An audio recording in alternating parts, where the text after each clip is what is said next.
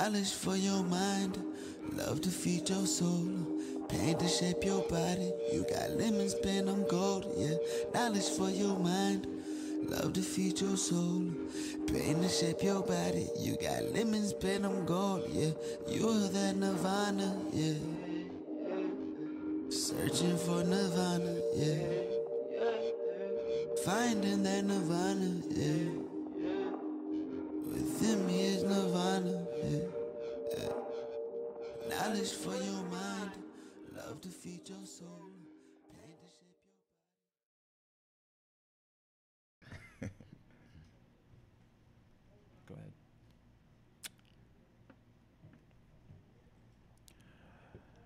From my perspective, black hair is like a prism.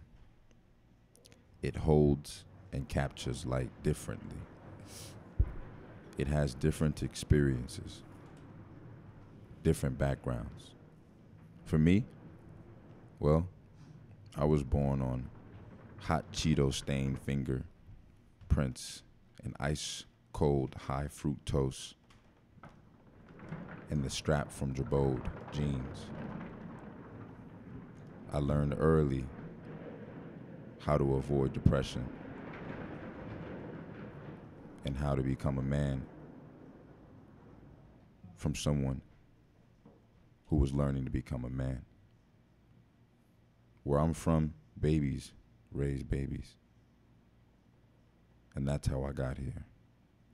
But on this journey, I've learned that black hair is like a prism. It holds and it captures light differently. It moves differently. I'm black. That's it, pretty much. How y'all feel about that? What sparked it? What sparked you to write that? Honestly, it was a conversation with Dre. Yeah. What the conversation entail? I was gonna start. I think Dre just has a very peculiar hair texture. Yeah. and I cut hair like cutting hair is one of my releases. It's one of my expressions as well. And I think Dre is all at first he would joke around being a canvas, but then he would really take it serious. Yo, I'm your canvas, do what you want to do. And I think he's one of the first people to ever do that. And then we just realized just the way that his hair is hit by light. It looks, so it looks deep. It looks like it has a lot of depth to it. Yeah, go ahead. No, I was just gonna ask. So, as you're doing the hair, you're cutting it, and you're looking at it, but you're starting to really see it. Yeah. See the depth to it. Is that what you're kind of? Yeah, and it wasn't even so much about I started with that line because that was kind of what spawned this thought of a unique coil. If you think about black textured hair, it almost in a sense defies gravity. Yeah. It grows against what it's supposed to, and I just felt like a lot of the black experience for me has been just that. It's defying whatever. But not in a defiant sense, just define naturally, a natural way of defining what's supposed to be. You know what I'm saying? In terms of interaction, communication. So, and then I included sort of my dietary norms as a kid in the hood. Hot Cheetos. Yeah, hot Cheetos. Shout out to hot Cheetos. Shout out to Takis. You said the high syrup fruit. Yeah, High fructose corn syrup. High fructose corn syrup. It's really it's really there, and I think it really affects the brain in a sense, and I just think it affects the way people move in general. And when you're not raised in a community that is aware or capable of affording, different alternatives, I think you kind of setting up people, to have disadvantages. Absolutely. To have certain, peaks. mental peaks and valleys. Right. You know, peaks come with valleys. You know what I'm saying? So there's got to be some kind of valley. But yeah, just writing that, and then speaking about like how me being black included sort of me, because I think another thing too. A lot of people want to come off like they're like very pro-black, like they've always been pro-black, and I don't think that's entirely true. And I can only speak for myself. But for Timothy Lamar Edwards, I think, you know, I'm very grateful to be black, and I've been grateful for aspects of my blackness that I didn't identify as black because I am black. Like I just seen it as like, you know, Part of the normal. exactly as just like oxygen, like oh like damn rhythm, or you know what I mean, whatever, like conversation, like even in terms of, because I think me and Rio talked in terms of like just like the village and just like that level of like empathy, you know what I'm saying? Yep. Like, watch, I'm gonna tell this dog, chill out, dog, chill out. You know what I'm saying? Watch, that dog's about to chill out now. Because I'm black. No, because that's what I do. You know what I'm saying? Yes. Black people are dog whisperers. just spreading blasphemy on here. Like, I know so many black people who just don't fuck with dogs. Yo, can we cuss on here too? Yeah. Of course. Man, fuck shit, bitch, all that shit. All of it. You want to do the whole extra, whole 9 yards. If you want. Hey, you lucky I didn't go racial, bro. I almost went there. Nah, but yeah, just that piece, just sort of something I had floating in my notes, and I got a lot of things like that. But I think where I find grounding is nostalgia. You know what I'm saying? If I see some Street Sharks, and it brings if I you see back. Ninja Turtles, yeah. You know, if I see Kenan Thompson, Nickelodeon, those things, yeah, they bring me back to, I don't want to say the core of who I am because it's still entertainment, but to some essence, what I identified as happy prior to my introduction to, you know, monetary success or whatever. Right. Yeah. Shit. Hot Cheetos make me happy. We kind of talked about that one day, you know, Yeah. just the hot Cheetos and the Kool-Aid being something of the black culture. Oh and my like God. just, you know, mixing that up. It's a whole nother thing. Just Kool-Aid, you were the chemistry aspect of Kool-Aid. Exactly. And I liked how, you know, speaking on that a little bit, just with how these things, you know, we grew up on and you're like, oh, this was dope, you know what I'm saying? But then the other side of it, you know, the effects of maybe this is giving mom, uncle and them and me too and cousins Right. health issues, Right. mental issues as well, Yeah, and exploiting sure. it. What do you like? For sure.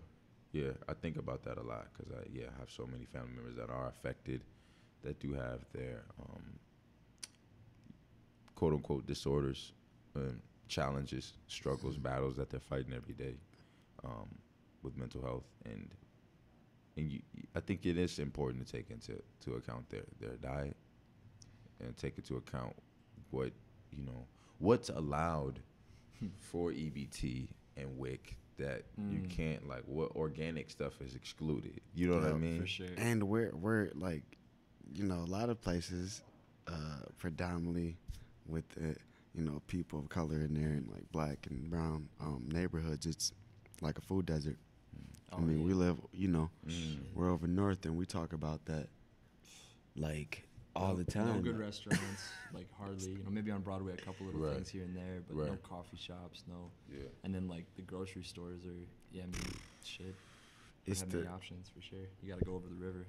You know. You gotta cross the bridge. I always talk about that. Like river, we yeah. crossing the bridge to, you know, to go to the to co-op. Yeah, You off know. of Laurie and Central or something Central like out that. here. That's the Yeah. op, co-op, man. That's crazy. Yeah, man, and just what you intake, so much of that becomes you in a sense, and so when it is so processed, and all you've been eating is processed all your life, which is a good. I'm not exaggerating and saying that we're talking about 75% of Right. the hood. Like we in the 80s and 90s, process everything. Right. So much of that becomes you.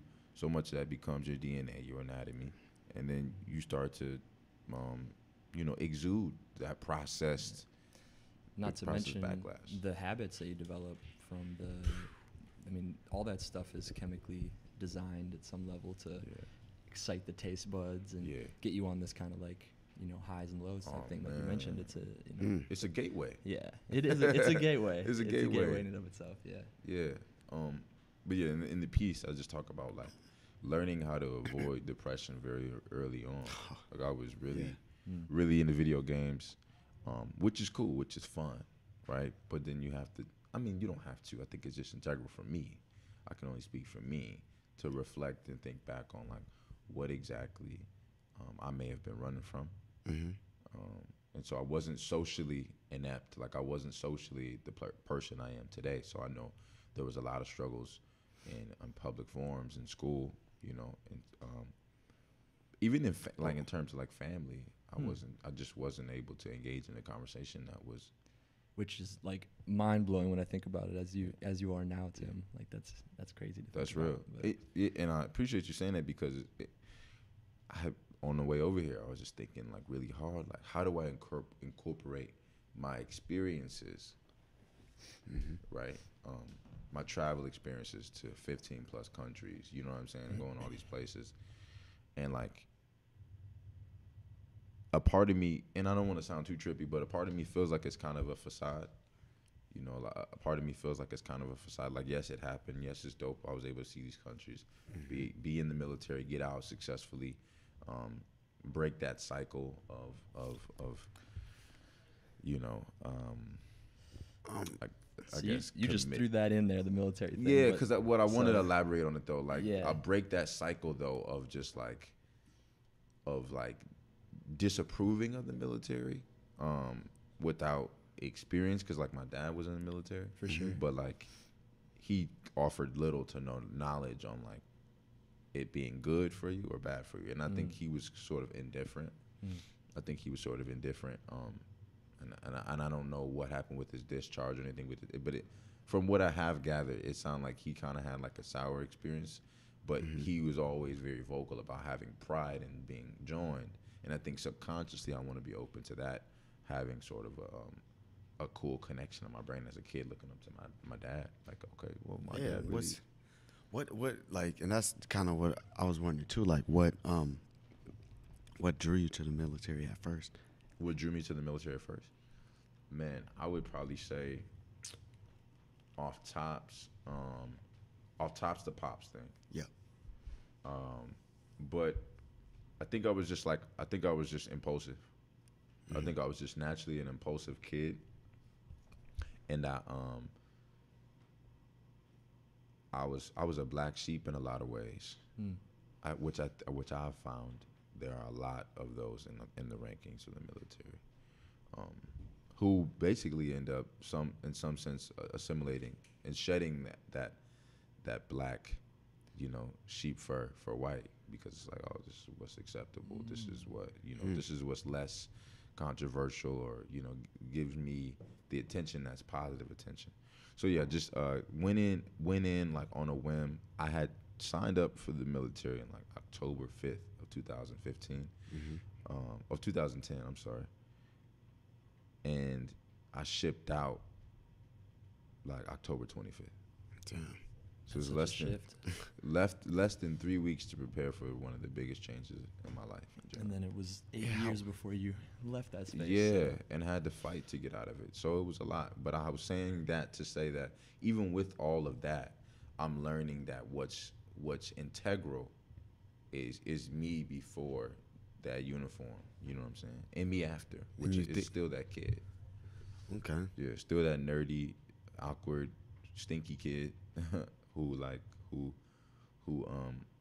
just loved people, loved all people, loved love, and I think all the titles that came with being a soldier, I would try to wear the positive ones, but I would feel convicted when people, because I've only been like confronted by maybe one or two people who have been like outwardly unsupportive of my military experience. Most everybody's like, I respect some degree of it, Right. And this, I don't know, because it's difficult. It is a nuanced thing where it's like, I do respect your sacrifice, but I don't necessarily respect the conflict that is, you know what I mean, that's involved in that. And it's a whole nother thing, but it is important to touch on because it is a part of my identity. It's just, you could feel the energy, you could feel the passive energy from people who may not say they don't support you being in the military, but they'll say it to your face or whatever. Be like, you know, I never gave a fuck about who, if your cousin or dad or whoever was in the military. That's a hot take, and it's just an unpopular opinion. And there's no nice way to say it, but like, that's a common thing when you say you're in the military. People are like, oh, like my so and so like work. Like if I tell, like if you say you work at Target, and somebody's like breaking their back to like tell you about a friend of a friend of a friend who's, it just is not a thing. So I don't know what it is scientifically. Maybe I'm thinking about it too hard, but it's very rare that you would tell somebody in the military, maybe in adult years, and then they would connect that to somebody else they know in the military. So I didn't know if that was a way of them saying that they appreciate my service, but that they also like. I could see. I don't know. Like I don't know I could why, see it but being there was that a way. common thing. That was like a 90% of the time thing. Yeah, almost like they don't know how to interact with it Yeah, it's directly, like, so they find some way that they Yes. can say that, you know, that they can resonate with you on it, you know, 100%. to give you some kind of, because it's like I don't want to say that I really support it directly, Yeah. And but speaking of that, like, how do you feel about it? Like, do you? Because I hear you saying, like, on one hand, there's this aspect that is, I'm gonna say, a positive outlook, Right. and then there's another aspect that you're like, this is a negative aspect. So, like, where do you stand as far as like, Man. are you proud? You Super, know, do you support it? super proud of the good men and women in the military, which I think the military does a good job of spreading literature and propaganda. right. That is a majority of the rankings, which I just don't subscribe to. I just don't believe that. I don't think it's the opposite per se, but I do think there is a mistruth that like that we are this elite fighting force who just has these members who are just unfazed, unbothered. Like we have a very hurt Right. military. There's like that's- this perspective that Yes. everyone's been just kind of like desensitized to everything, and everyone's kind There's- of yeah, there's the that's robot. perspective that exists. is what Yeah, you're there's a saying. robot, like there's a robot, like ultimate soldier, Right. stereotype, and then there's just like the hyper traumatized stereotype that so we might have to blame the media. I see a lot of movies like that. Yeah, that's true. That you just said that. You might have Wow. to blame the media because that's what you see is like this dude. Hyper traumatized, like you said. Yeah, which is really dope to hear because that would be a dope segue to like the NFL's policy because you have some vets that'll come out and say, hey, I support these people's right to be able to protest the way that they are. And then you have some vets that are like, hey, like that's disrespectful. You know, that's disrespectful. And there's a Navy SEAL brother who came out, or he might have been special forces or something like that. But he was a part of SOCOM, which is Special Operations Command, and he met with Colin Kaepernick, and he was like, hey, like, can we meet on this? Because I think for a while, the way that Colin would do it was different. Like the way he would kneel was different. And I can't point exactly to what it was, but I remember he met with him and they discussed like what would be appropriate. And then he said that like taking a knee would be understandable with this, maybe with his hand over his heart or something like that. Yeah. Almost like a compromise. Is that Yeah, kinda like a what it's- yeah, because like, but it didn't help because that was the whole thing. It wasn't Yeah. about meeting and understanding your struggle or what you're protesting. It was about doing what we say and what we're used to, what tradition beckons. You The know, etiquette. yeah, the etiquette and just like the submission that people expect for people to have, and that was what I was saying with veterans, is that I think having that conversation, you were able to see veterans come out of the woodwork who were who weren't extreme, who weren't polarized by They have an opinion, but it's not like right. this so extreme that Right. way. Yeah. Not every liberal person is a snowflake. There's this term that like a lot of like that they use is like, well, like these lefties are such snowflakes and lefty, softies and, righty, and it's like we don't need to do that at all, fam. Like people are dying, you know what I'm saying, in Afghanistan and in Chicago. Mm-hmm. At an alarmingly similar rate. Mm-hmm. You know what I mean? So with People that, don't- you should care about life, Yeah. not black life, not active duty life. You know what I'm saying? So I really think it's up to the media to portray images of veterans from diverse backgrounds, who aren't raped, you know, who aren't, because that's there. I'm not trying to say ignore that, Yeah. but there's always this extra traumatized, dramatized, you know, experience of a veteran. Like show a veteran who paints. So I want to see a veteran who paints and it's not a gimmick. Somebody who really is passionate about art. Somebody who's really passionate about dance. Somebody who really gives a fuck about kids. You don't. Exactly. You see the dude who's just like who knows how to kill every henchman that he fights, and then he just randomly slips in that he was in the special forces for 3 years. Yeah, special forces back in '95. It's like, okay, Dwayne the Rock Johnson. Right. You know what I Well, mean? yeah, no, it's a for sure. gimmick. There's It's just like stereotypes this that they gimmick. show. Yeah, so there's this hyper macho. There's this hyper macho thing I always had to be, which is part of it is just like telling Dame that I think he's a beautiful man. Just pounding, just beating down this idea that I have to be this manly, you know, super hetero dude all the time. And there's just like a lot of nuances within the military that aren't super dark. You know, everybody's not always dying in the military. Everybody's not. Yeah. There's people who want to serve, who might not be able to at the capacity that they want to due to obesity. Obesity is a big issue in the military. thing. I would say on average, I don't have the numbers, but I would say on average, at least a person a day is getting kicked out of the military for not being able to meet the height, weight standards, and pass the physical exam. A person a day. So this idea that you need to serve, and even when you don't want to serve, you still should serve. There's something about that's dangerous. Something about that is dangerous. For sure, for sure. Yeah. So, getting out. Getting like, out. How, like the process. What were you Yeah. going through? What were you thinking? What was it like? Those are good questions. Yeah. What were you thinking? What were you going through? Man, so yeah, we going there. Subsequently, I essentially went to this unit where I was able to do some pretty special stuff and use my gifts of linguistic abilities. And so they had sent me to school.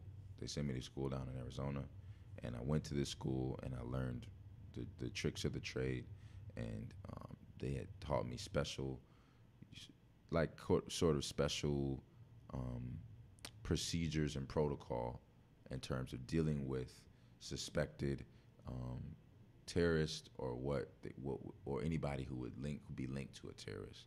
And so you were able to really just find out how to like interact with people. It was really a social class that allowed you to like socialize and just connect with people naturally. And some people would have to play a certain role.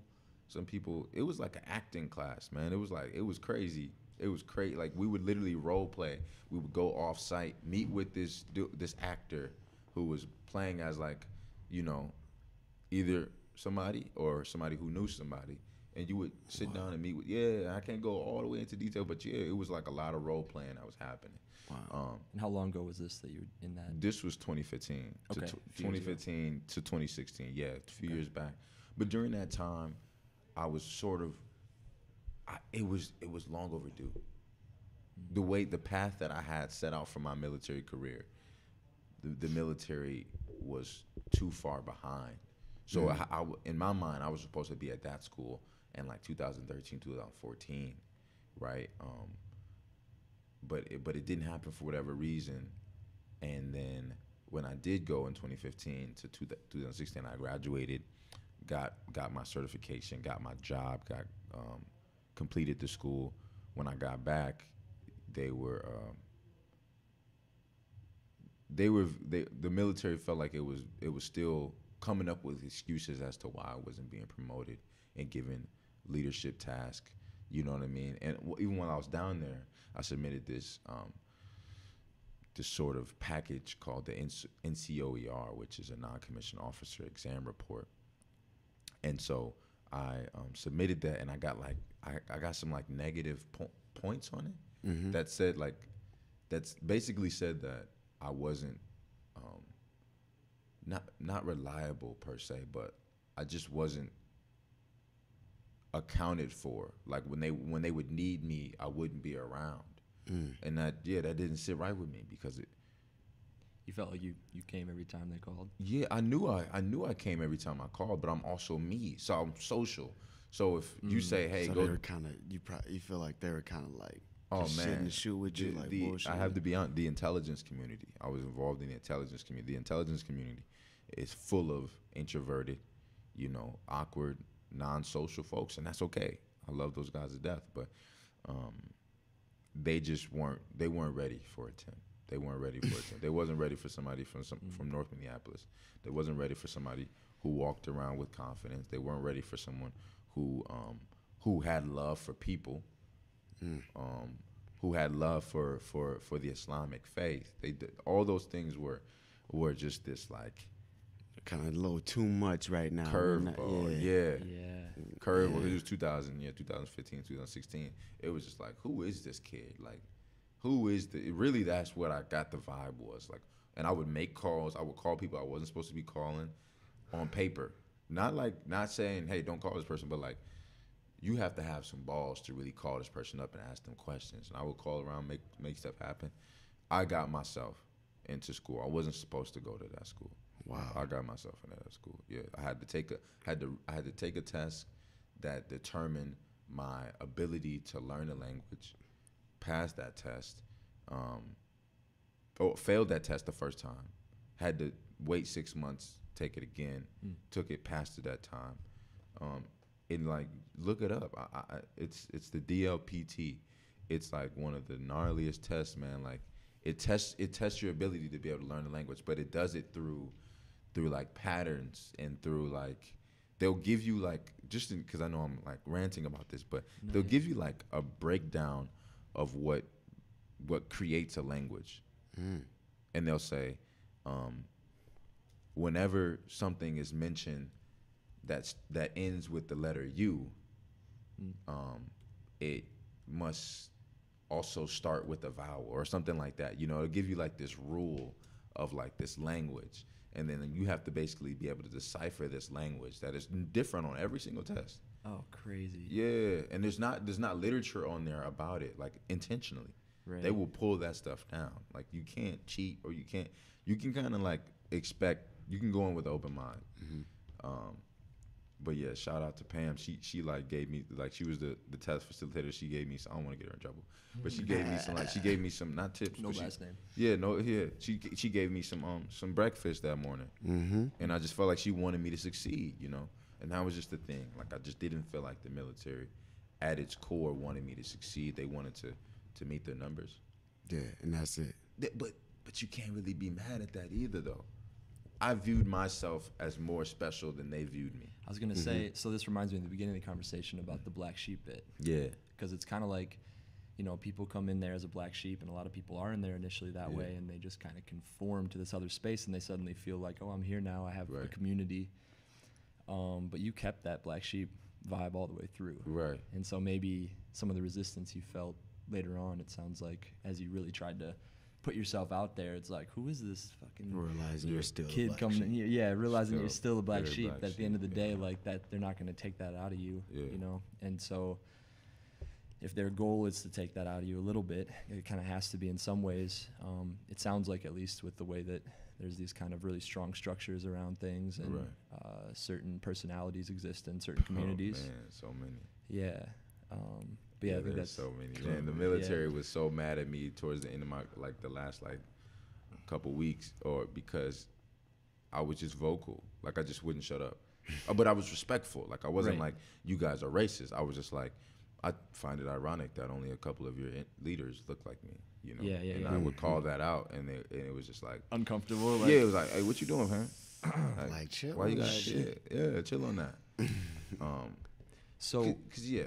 But go ahead. I was just gonna say, so that you got that, you went through that test. Yes. You passed it. You Yep. ended up at the this language, not linguistic. You said sort Linguistic, testing facility.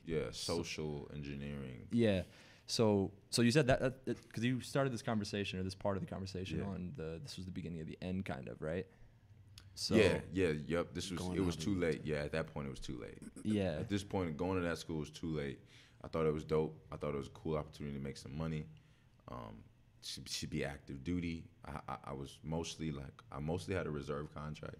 yeah, But it was cool to be able to be active duty, get some active duty experience, and I thought it would be a really good look for me to get promoted. And then so when I did it, that I have to be verbal, I have to be transparent and say that was my intention, was to not just go down there and do this stuff, but exceed.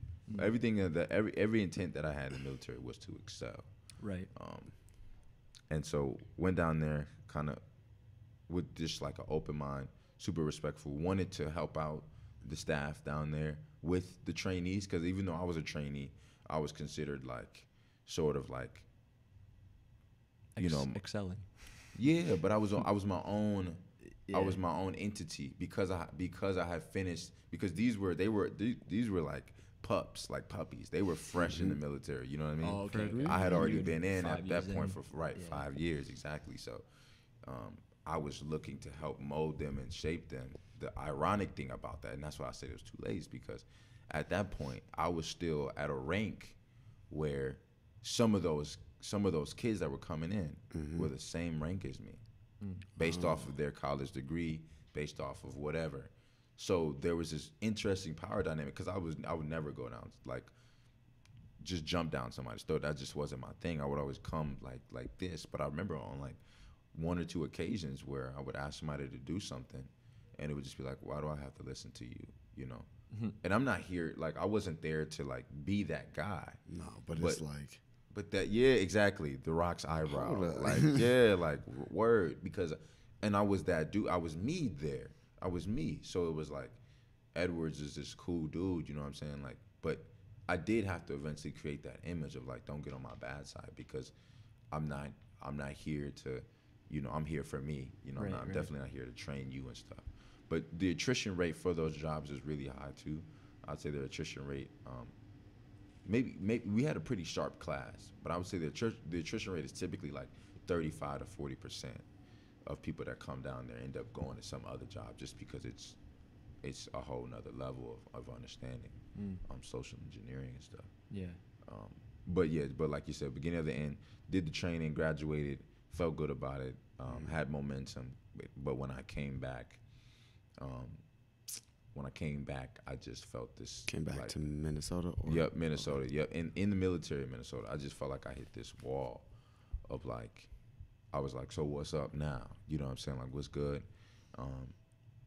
And I just feel like the military was playing games, man. I feel like they're just playing games. Yeah, because there's this program, the open vacancy program, where you can apply for a position. If it's open, you can apply for the position, and if accepted and no one else applies, you basically automatically get it. All you have to do is provide the paperwork, and you're good to go. Yeah. So I had the paperwork prepared and everything, and I believe it was fake. But for some reason, I never would submit it, because it always seemed like something was off, something just wasn't. I would be in today if I would have done that. I would still be in the military. Yeah, I would still be in the military. I'm glad you didn't, because Yeah. we would not have you Yeah. here in beautiful past weeks. Yeah, we've but had. I also challenge that. I don't agree. I think I still would be here. I just don't. I don't know what capacity. You know what I'm saying? Right. We just got to see little pieces of you here and there for a long time. Yeah, and y'all always show love. Dame was always still my stepfather. Always. But I think 100%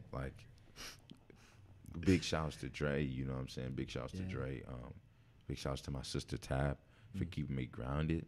There was definitely moments of suffering that I was silent about, but I was encouraged to do this with you guys to make sure I push myself to be verbal about that. Yeah. Because there is so much strength in it, and there's so much liberation and freedom, and just saying, hey man, sometimes like my mind slips into a place that's like darker than normal. You know what I'm saying?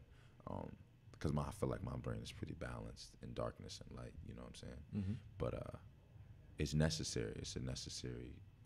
I don't even want to call it evil, but a necessary darkness, necessary shades. It exists. You can exist. You can pretend it doesn't exist. Yeah, but it's there. it's like the force. It's like, you know what I mean? It's like you feel there's that. negative and there's positive. You know, you can use it in circumstances that, quote unquote, you see fit. Right. You know, that's how I kind of look at it. Yeah.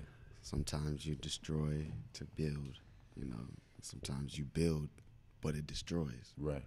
So, Yeah, and I think in terms of quickly speaking about destruction, I have an idea that anything that's rooted in sort of a rotten place, it's eventually going to have to be uprooted, you know, in order to be cleaned out. Maybe you could fill it with something else. Maybe you could replace, but maybe it's just pulled out altogether. Yeah. So I think I would like to think that what the military's intent is positive, and sort of rehabilitative, but they haven't quite taken the steps to really address just how the environment conditions people to be silent about their suffering, number one, and to push this further notion that you're invincible. So that was one of the last things too, to go back to the military, was like one of my biggest pushes in the military and staying in was becoming a resilience officer trainer, or a junior resiliency trainer, where I would basically do seminars that would push young guys and old guys alike, to address issues head on and to avoid internal conflict or conflict within the organization. So for instance, instead of saying if someone's running late, instead of asking them why they're late, you know what I'm saying, or calling them out in front of everybody, yo, you always fucking late, like what's going on with you, man? You know what I mean? Like pull them to the side, which is crazy. You have to teach people that, but not crazy, because I'm sure it's more than just the military. For sure. You know, like just like the proper steps to address conflict or uncomfortable situations as a leader, right? And as a subordinate, just say, hey, you know, the way you talk to me out there, and then it's like when you're in those seminars, you know that some of it is kind of like that's unrealistic. As fuck. It's not like, gonna happen. Yeah, and there's this rhetoric that people want to pretend in the military that there isn't sort of a retributive, retaliative culture when you do have to call somebody out for discriminating against you, you know, whether it be sexually, whether it be racially, you know, religiously, when you feel that sense and you feel that tension, but there's no proof, there's no email, there's no recording. No. It's like, yeah, you're super innocent until proven guilty. And we wouldn't have somebody as a leader who's doing that stuff. It's like, nah, that stuff is here, man. Yeah. Exactly. That stuff is Exactly. very Exactly. much It's here. right here. That's one thing I'm very critical of Joe Rogan about, is when he has Tim Kennedy on, who's an ex Ranger Special Forces mixed martial artist. He never talks about the racist history of the Ranger Battalion and the stuff that they have about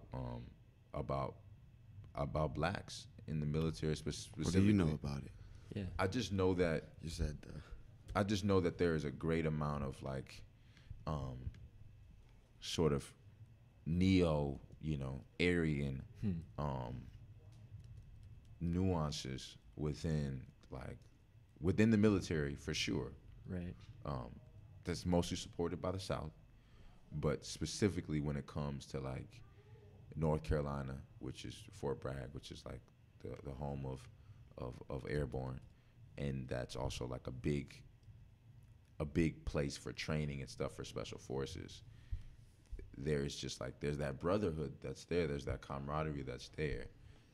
Tribalism. Yeah, 100%, and it doesn't welcome. It just blatantly doesn't welcome blacks. Like, it's one thing to think about like it's a like Jewish you're in ranger the or team, something. but you're not in a team. It's like when you're on a football team, it's defense and offense. Right. but you don't know why. All that you know is that, because it's magnificent, man. Like special forces officers and sergeant majors, man, they look like us in terms of like health, in terms of like size. Like I would say from my experience, the most elite soldier is like between like 5'6" and like 5'9". Really? Maybe 5. Yeah. Yeah, I can see. It's something about that compact, like if Dre I wanted suppose, to, especially for like special operations stuff, right? man, bro, and just like to like walk amongst the people and like you know what Right. I'm saying, and just like not be this stand big out, target. not just be a giant. Yeah. And don't get me wrong, there are tanks. There are some people that are tanks who Right. who can run, you know, a 12-minute 2 mile. You know what I'm saying? You can keep that pace with the rucksack on. That's just their thing. But something about that build, that frame that Dre has, that frame you got, you know what I'm saying, of just like being in that core. It's something about that active core that like I've always admired that.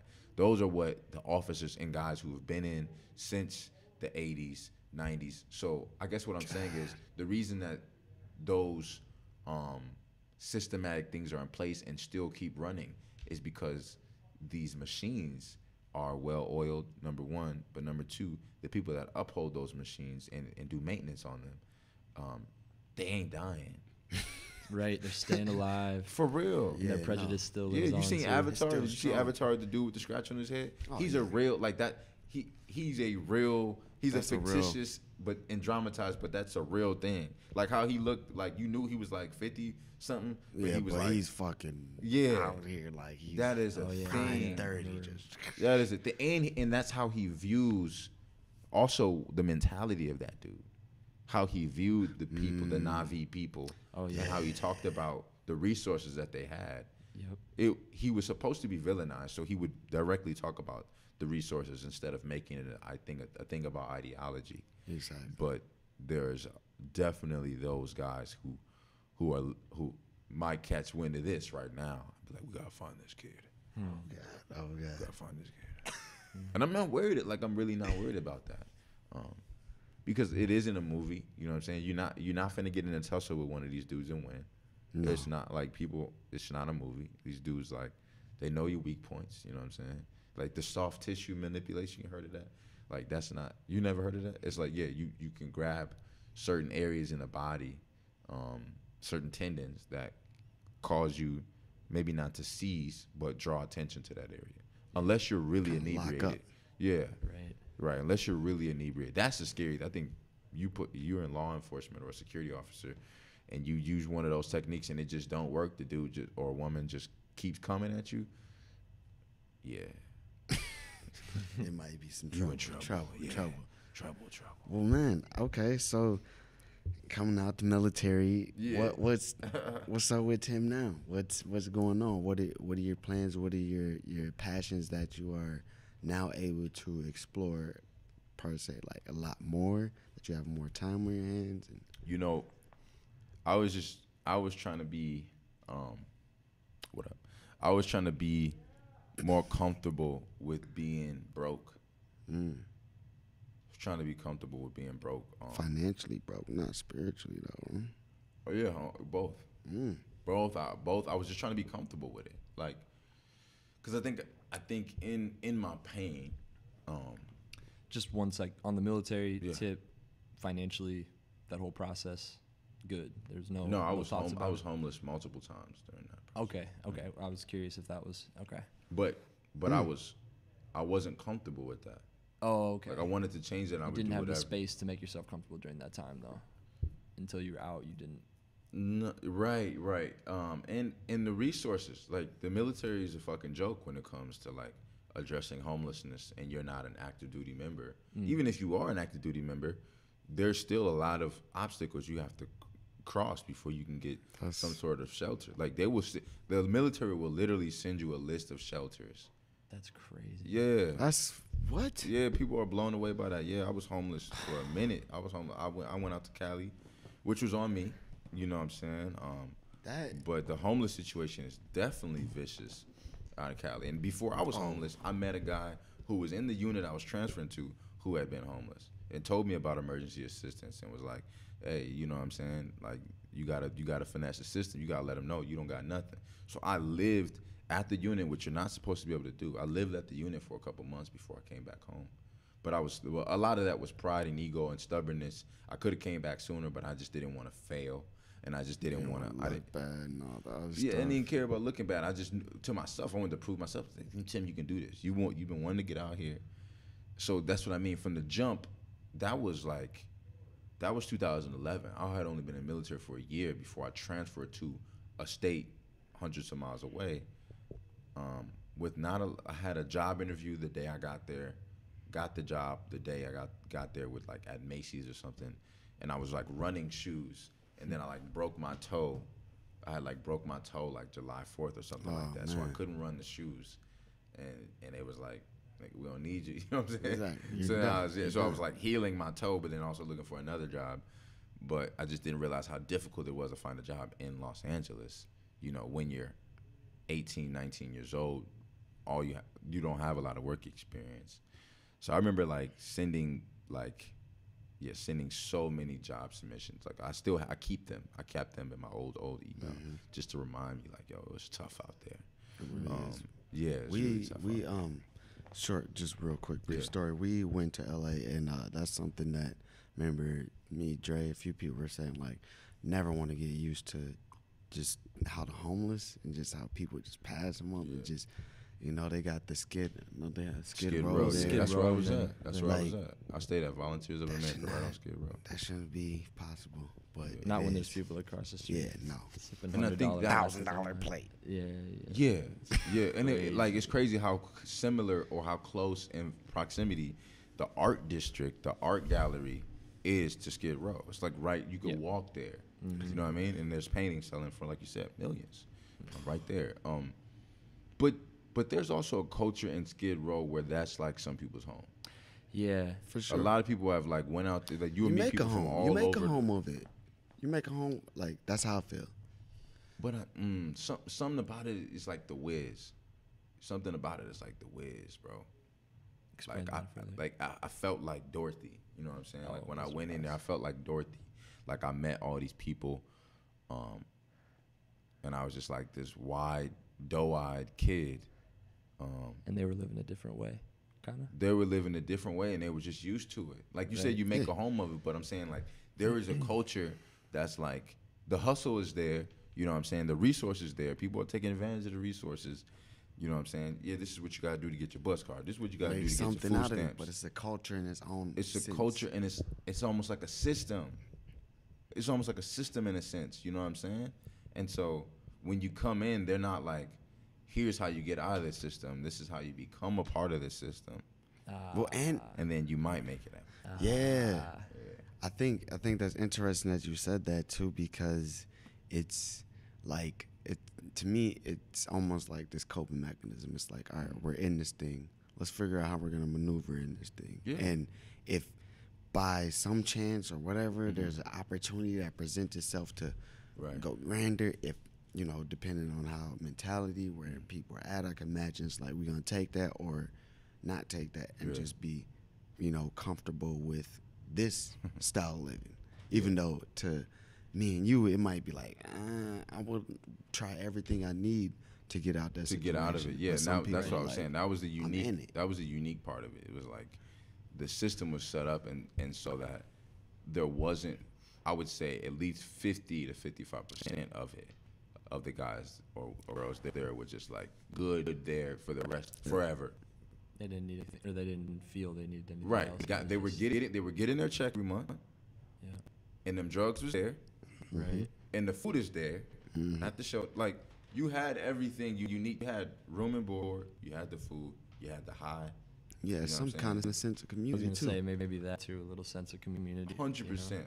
Yeah. That's what I'm saying. Like Yeah. people were at home. Yeah. People were at home chilling. You know what I'm saying? People chilling, but they was chilling. It's LA. You know, they don't have a winter. Exactly. So yeah, that was crazy. That was a gnarly experience. I had like, I when I first went out there, I went out there and lived with my cousin for a little bit. Was really just tired of being dependent on him. Wasn't bringing in any money as a result. Yeah. Couldn't find a unit to transfer to. So I kind of went out there with an idea of a unit I was gonna have, but then it took longer than it was supposed to. Like I was supposed to find a unit within like 6 months, and I didn't find one for like a year or something like that. Man, that really makes me like, dude, how I just Say it. It just makes Speak. me feel some type of way and frustration. But I mean, You're not the I only just one, I just bro. always it's like overstanding it to me. It's like, of course it's gonna be that way, you know. Just as far as like you take so much out of people and then you just boom back, like disregard them after it's over. You're already putting them in a And I was very in difficult it. I was in it, bro. situation. I was new. It wasn't like I was like it wasn't like I was a veteran. On top know, of dealing with, you're Yeah. dealing with Yeah. life. Yeah, them numbers ain't right, man. Veteran suicides there's no way they're accurate. It's bad. Whatever they as bad as they look, I'm telling you, they trying to rule those. They trying to rule whatever they can rule to be deemed as natural or as a OD as they can. They will do it. People don't want to live, man. People are tired of living. Yeah. You know what I'm saying? And you make those calls. You hear people on the other side of the phone who don't care about your soul. You know what I'm saying? I talk to like, in my career, I talked to hundreds, almost thousands of people, and you just get a sense that they're in it for them. And then you want to, and that's the thing too. I promise myself to never focus too much on them because there are some lights there. Yeah. There are some lights. Even in my process of getting into the shelter, I met some mentors at the shelter, man, that I tried to keep in touch with. But also another thing is like the communication, the phones and stuff. You know what I'm saying? So there was a lot of dope people that I met through that experience, and like I said, it just felt like the whiz. I felt like I was able to gain what I needed and then go back home. Yeah. And go back home. But some people never get to do that. Exactly. People never get to do that. And that's why, like, you know, I even look at certain situations in life when you realize, like, oh, I'm blessed, like, and I mean, everybody's blessed, you know, just to breathe. But it's like when you realize, like, that situation I could have been trapped in, and like for whatever reason, I'm not in that situation anymore. Yeah, I On saw top one of of my your own closest self. friends go through it. Yeah. My boy Lawrence went through this, literally the same exact thing, but he whatever he was going through, I don't want to call it pride or ego, whatever his process was to work through coming home took him double to triple longer. So he was out there for a minute, really was in the system, really touched on that, on the candy out there, you know what I'm saying? Really had experimented, finding himself, and yeah, and it's back on his feet. I want to end with that. Back on his feet, 100%.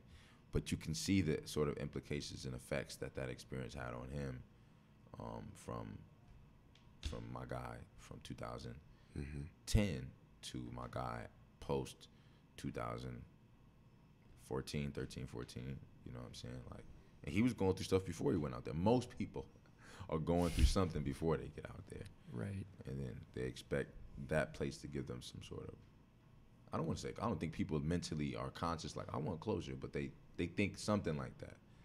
But just, I think mostly escape. So that's where I've been at, man. It's just like, since getting out, tie that all back, you know what I'm saying? Grateful. Identifying the demons, or whatever you want to call them, the iniquities, the insecurities, the faults, the shames, you know, looking them in the face. That's important. And then, try eradicate it, pulling out the root and the foundation of what makes them strong. What is it that makes, you know, this self-hate, or, you know what I mean, whatever. Like, what gives this thing power? Does this give you power over me? You know, like Bane said, like, whatever that is that's giving it power, like, pull that from underneath that. You know what I'm saying? Sometimes it's interesting you say that. Sometimes I feel like it's you yourself giving the power. Most fall back on you, for sure. But I also think that besides you, sometimes it could be people close to you that give you that, or I would environments say that it's you like in, 50-50, you know? man, for sure. Yeah, I definitely agree that you play an integral role, but I think a part of the healing that people don't want is that vocalization. When somebody, but like when somebody really wants to heal, like you hear about 12-step programs and stuff, and like and like routes to sobriety. People lose that. Some people lose that shame of being like, hey, I'm 2 days sober, or hey, I'm 2 hours. You know what I mean? Like people lose that shame. So that's the thing that I feel like when you're really ready to heal, you don't give a fuck about how it sounds, Right. or about how it's gonna be perceived. Yep. You like, so that's what always kind of throws me off, is like when people still have ego that's there, that says, hey, like I don't know, like that doesn't say I'm sorry. Yeah. Like I don't know, like It's so hard sometimes to allow yourself to be like, I messed up. Right. I'm wrong. but doesn't that feel good though? It feels a lot better. It feels it a feel lot good better. to you? I feel like it does, but I feel like it's kind of like this analogy of that bad thing in front. It's almost like working out. Hey, I gotta stretch. This is about to be some shit right now. Right. Yeah. But as soon as I get into that groove, like, ooh, I'm breathing fine. I ain't, shaking to touch my toe, and like everything is Right. flowing good, and it feels really good, especially after I'm done stretching and I get up and like, ooh, I Right. feel That good. relief, yeah. But that first initial, for me, I know Yeah. because like I That's get real. lazy sometimes, Me and I too, get yeah. like, Right. you know how it is. It You takes about to do effort.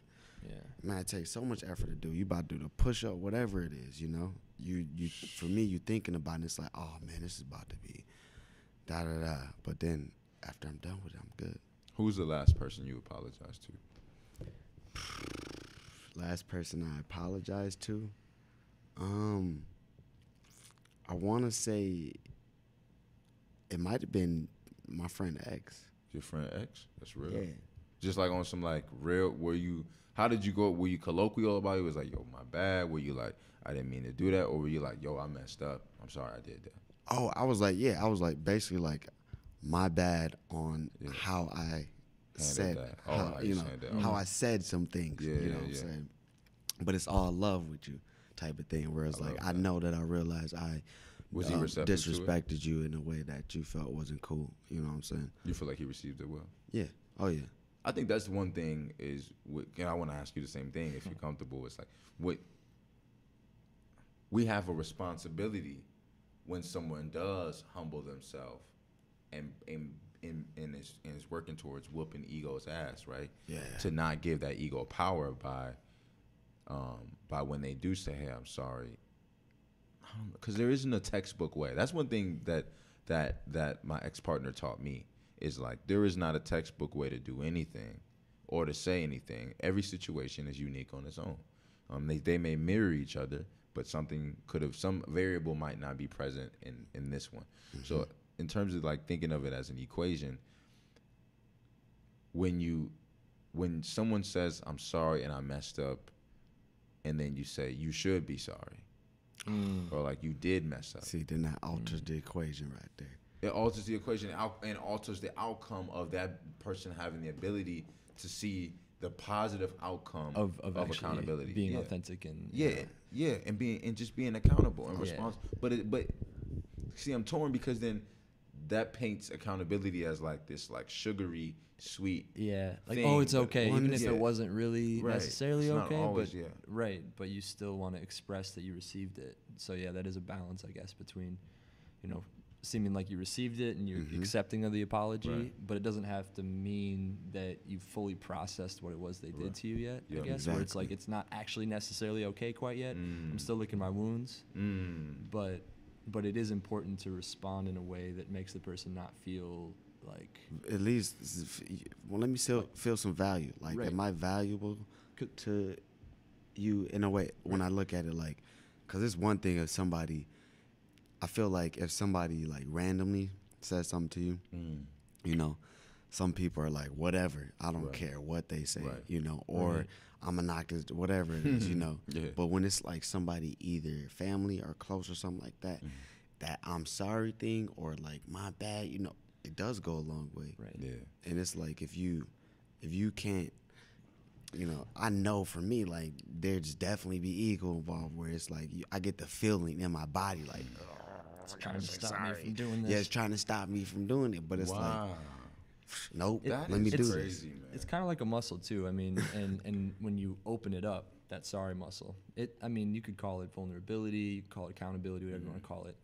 Once that opens up, and this goes back to the receiving thing, like, if someone says to you, you should be sorry, that's just like, ooh, I'm gonna tighten that right up. Like, and I mean, you might react that way too, but I even just mean like your willingness to go forward the next time, especially with that person, and open up that way where you're like, hey, like, I'm not perfect, my bad. Yeah, like, but I agree with that. I don't want to cut off your stream. No, I think go I ahead. feel like That- we're flowing. no. I feel like we were flowing well, but I think I yearn to be able to still do that with the risk of someone responding from a spiteful or immature place. Like, I want to be I want us all to be able to operate from a place where we're acting in humility and love, right? Right. And we're saying, yo, my bad, I messed it up. And even if somebody goes, yeah, you did fuck that up. Right. Bring back with more love, You like, all right, still come with the love. okay, And it's that's like, how you feel. I get because it. you're right. It does. There is that. Yeah. There's an understandable retraction, but like, You can bounce it back. It's like just the energy flow. some of it It's though, hard, though. but it's especially hard if you don't know the person that well. But I think if there's an underlying aspect of trust and an actual like a mutual like respect and an interest in being connected to a person, then even if someone responds in that way, the general idea of the relationship is that this is something we're working through, versus this is some way of me telling you I don't fuck with you. Do you know what I mean? right. So like I gotta meditate in on saying what you're saying, like in saying you did mess up, you know, if you told me that after I did something you didn't like, I feel like we have roots in our relationship that would suggest to me, and that hopefully I have enough confidence in, to be like, okay, I'm definitely taking this in extra now. Like, I just said sorry, and he's Right. also telling me like, yeah, this was a big deal, Yeah. but at least I have this foundation of understanding with you as a friend.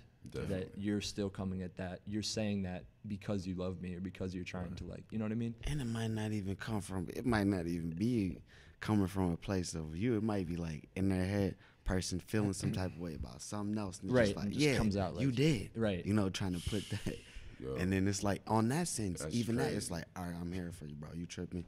Or you But tripping, not, sis, but whichever. but in a sense they are true, and that's honest too. I guess I'm just trying to But I got you. I guess I'm on a journey to just like really find my truth. At 26, you know, because I think when I'm listening to you guys and I'm hearing you, I think I'm also meditating on the aspect of, you know, expectations of friendship. When you talk about, hey, like, I'm not gonna be like necessarily done or cut or like F this dude because we have this past. I think people like to bring up that like this like weak foundation, or like it was never really real. It's like, That's you know, it's just different. It's a little different because it depends on just that person's personal, you know, perspective on friendship. yeah. You know, on I agree. kindredness, right? Like, Yeah. yo, this is my G, this is my fam. Say if something came out, I've heard of, you know, accusations coming out about Right. sexual misconduct, Right. sexual harassment outside of the workplace, just in the world. Say that comes out against one of your good friends. Right. You know you have a sick, you know you view this scenario as like a very like sensitive one, as one that should be addressed head on, but like you also love that person. Yeah. You know, you also know that that person's a human being. You have a responsibility to address that to that person, Especially if you care about them. especially if you care about them. Really, most importantly, if you really care about them. But I think it goes back to your perspective on friendship in terms of how you go about that. Because some people is like, yo, that used to be my dude. I don't know what's going on with dude. Like, I don't even know. It's like, yeah, that's one card you could pull. Or you could be like, there's the thoughts and prayers card. I'm just praying for that brother. I hope he pulls through. Right. Then there's like, hey, yo, fam, you good? Then there's pulling up on him or her. and just Yeah, being like they ain't even calling you. They pulling up like, hey, Yeah. B, we talking. yeah, like I heard this was going on. Like, I like, think this ain't you. You know what I mean, or whatever. what you just said there is interesting because it took these two different, like, just different ways of doing it. Where it's like, man, that was my boy, cut off. Right. Then there's the other way where it's I'm pulling up on you, like about to check up on you. on you, And then yeah. there's the in betweens. And I Yeah. think what you said is important. It does. How do people view relationships and connections? Really, you know, and it's like if you, to me, it's just it's just how you view it, and I think that's very important that you said that. Yeah. Because if you don't view it a certain way, it might just be like exactly that, where it's like, damn, that person messed up, they dead to me. Right. Is that something that needs to be talked about between people that become friends? Like, is like those expectations? Like, is that something that is necessary to communicate in that case? Because if people have different, think I guess it you is could call it like love languages almost, like the Yeah. way in which you get the expectations, I guess. I mean, is that something that gets communicated? I don't think it necessarily always gets communicated. I think it does need to be. I It don't know. shows if that- up for yeah, sure. it Yeah. shows up. It shows up, but I don't think it gets communicated. And I think it does need to be. But the thing I think that's kind of weird and difficult is like when's the time? When do we talk about this, or does it even get to that? Yeah. Do Where you we're care like- about that? Yeah. Do you care? Because it's, for me, I found some leverage in prefacing friendships with my past, but not from an accusatory place. Like, hey, I'm used to people abandoning me. Like, that might be a little bit much, Yeah, right? for Like, real. Yeah. I'm used to being abandoned. You know, Right, are you right. going to abandon me? More of just like, Just straight up, I'm just picturing. I'm sorry. No, I'm you're just good. picturing that straight You're up. Like, totally- hey, Yeah. we can be friends, but I'm used to people abandoning me. genuinely. And it's like, but so many people Dude, that's deal how it with is. abandonment issues All day. So many people fight that. So that's why I touched on that. But for sure, like, hey, I'm used to being abandoned. Are you capable of abandoning me? And All so I day. think when when you're supposed to link up with somebody and they can't come through or they cancel, like, they don't even know they're triggering something in you. Right. That was there that you might have not been able to directly say, hey, this is a trend for me. People not respecting my time, Right. my You space. say it passively or something like, all right. Yeah, and that, I mean, dude, passive, not even aggressive, but just passive tendencies will put you in such a hole without you being aware that it's putting you in a hole. Yeah. Oh, I didn't even know I opened up. I didn't even know I opened up this can of worms of you taking this trip, Yep. this 5-year trip that I never was really cool with because I just said, yeah, it's cool, and I just wanted to support you. But like, Yeah. if you really weren't okay with that and you knew you loved this person, you knew you had this friendship, hey, so and so, love you, can't wait for you to take this trip. I just want to sit down, I want to spend some one-on-one time with you. I feel like you've been running from me, or we haven't been able to make time for each other. Let's sit down and make some time for each other before you take off. For real. And this is what I've been writing about. This is something I'm so infatuated with. Is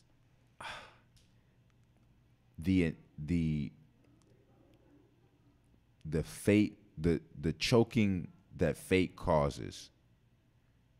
And I'll reword that, because it's like, you'll beat yourself up for years for not asking someone to dance with you.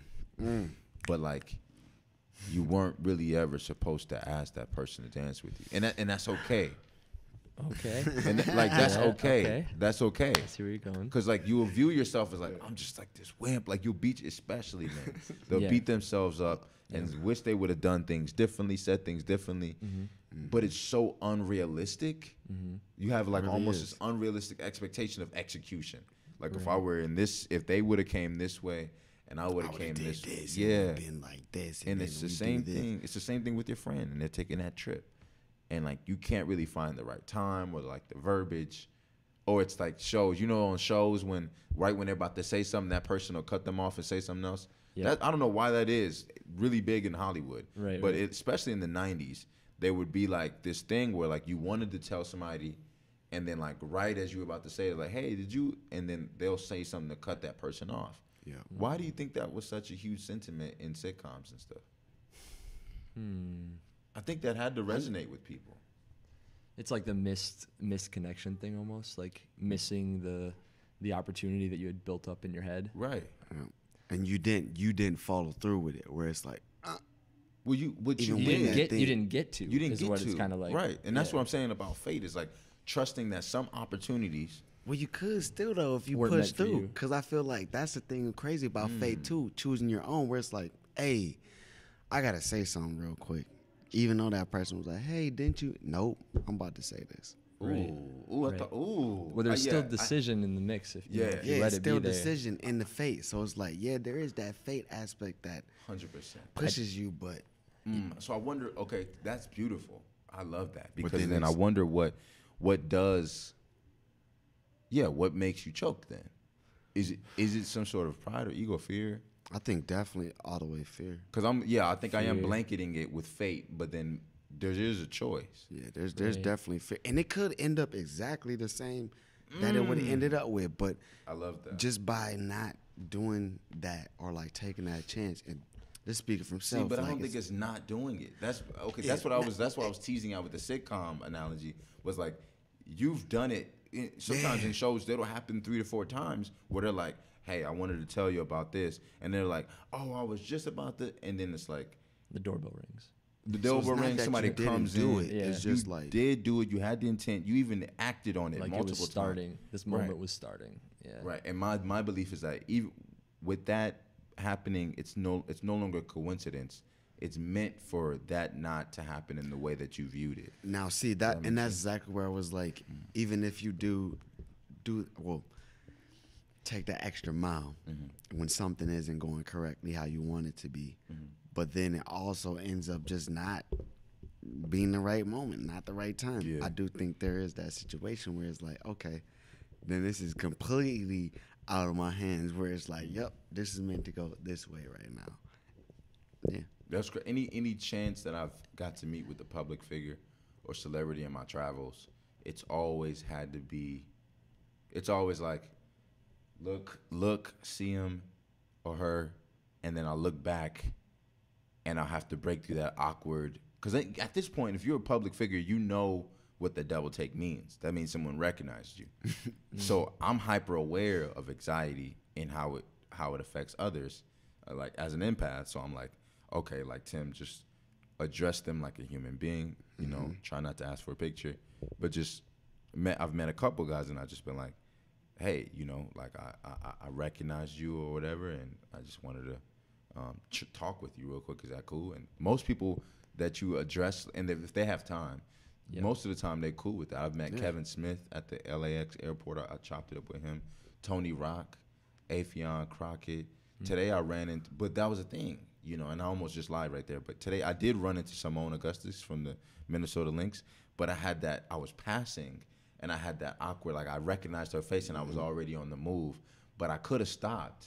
Right. You know, like the movies, like the camera showing the back of my head, I stop, and then I just like, you know, I could have said something because my sister loves the Lynx. My sister loves like any female excellence, but you know, she was like 6. I didn't know she was like 6'3", like 6'2", 6'3". She's up there, yeah. And she's an energy, like she's a presence, like she's there. But Simone Augustus is an all-star. So I seen her, and then I like didn't stop because I was hyper aware and overthinking the that double take thing, but then also I just didn't want it bad enough because the way that social engineering works is if I want to train myself to penetrate through that awkward wall, I should do what Rio saying and push through that, which isn't easy because it sounds like a choice, but it is probably the more difficult choice, I guess. And if it doesn't go as planned, or if it go, you know, then it can just be this energetic, just like boom, like the world stops. Like, yo, This is nah, crazy vibe. right now. Like, Yeah. I gotta deal with this. Hold on. I Yeah. can't even do it. I'm floating right now. Wow. Yeah. Yeah, I think I sometimes struggle with the obsession of wanting, you know, to just ride like the perfect moment and like have it go just the certain way. And so I'll wait. Is this the moment? Is this the moment? You know, but then there'll be, I think what I've started to find for myself at least is certain moments have you can pay attention to a feeling inside yourself versus like let the mind be doing all this shit. And I think if you are in tune with that, it will let you know some important things about if this is the moment to do some shit. Like you'll feel it inside versus it being processed up here. Right. I don't know if that makes sense. No, I'm reflecting on it as you're talking about it, like in terms of applying it to my life and what I've witnessed. Sure. Some of my heroes and influences. Sure. Is like that. Like it's like a calling aspect Yeah. almost. Yeah. But, and I mean, yeah, not just about running into celebrities, but just saying something meaningful to someone or bringing something up that's maybe tough, like the right moment kind of, okay, this might be the right moment, but how much of it is up here to make a good decision and how much of it is like, you can kind of feel it out as you become attentive. And that's what I was speaking from. It's like when I have that feeling, I act on it. So I think that's what shaped my view of fate. Is if I didn't act on that thing, I was not supposed to, because when I am moved to act instead of like mentally, right? It just kind of comes up. Yeah, it I'm compelled. Hey, Simone, my name is Tim. Like, nice to meet you. I really love the way that you play, and I think you're amazing. You know, off the court, my sister looks up to you. Can you just send her a voice message? So when that happened, because you navigate that way, then you pass Simone, you continue on. You didn't feel regretful at all. You didn't feel like I did. You did feel it still. I did feel regretful. Because it's still okay, that's the difficult part then, because like you didn't really get that full calling in that moment, is what it sounds like. You didn't have the full body response, because your typical reaction to that is to actually go through with the thing, right? Is kind of what you're describing, I feel like. I've choked a couple times. Okay, I mean, yeah. Do you think that was a choke though? That particular 100%. situation? No, you. I'm teetering because I seen Lindsay Whalen before I seen her. Okay. But I didn't recognize. I seen Lindsay Whalen, and then as I'm kind of going by security, I like look up on my phone Lindsay Whalen just to make sure that was the face. I'm like, that was Lindsay Whalen. Yep. Then when I look up from my phone, Simone Augustus is right there, and like a coach or something. Yep. And then at this point, and she's talking in a conversation. At this point, I'm like walking. I just kind of smile at her like I smile at anybody. Yep. But maybe that was supposed to be like the depth of that interaction. And maybe I'm just not receiving what you're saying all the way. But like, I guess in terms of my thinking about it, mentally, it happens so quick. That's what it feels like when you have those opportunities. Yep. But then also, bro, like my mind goes to this whole other place, because it's like window of opportunity is small. Right. Always. You know what I mean? And so, not speaking as an opportunist, but if I were to bump into somebody I really look up to, and like we're trying to give myself an opportunity to be mentored, or just have an email connection or something, energy, right? Exchange that energy. Like, how am I conditioning myself to push through, you know, and act on that feeling instead of convincing myself that wasn't the right moment or time, or it was, you know, giving yourself an out, basically. That's exactly what that is. Yeah. That's exactly what that is. Yeah. Sometimes I know for myself, and I have maybe one silly experience with this that I could share. I'll have this thing where, especially in past times, maybe navigating life in a slightly more fearful way, we'll say, where like something comes up my brain and comes up, I don't know where from, but it's like an idea comes up. It's like, oh shit, I could do that. And then it comes up again. And like I could still do that. Right. It comes up again. And it's like, that window is shrinking, but like it keeps coming up. And then at some point, I know for myself in my own personal process, it's like, all right, it's come up so many times now. If I don't do this shit, like, I'm going to feel just ridiculous later. Really bad, yeah. So one example of that, and you were with me, we were up at Lake Superior. It was a fun day. Did a bunch of shit. Yeah.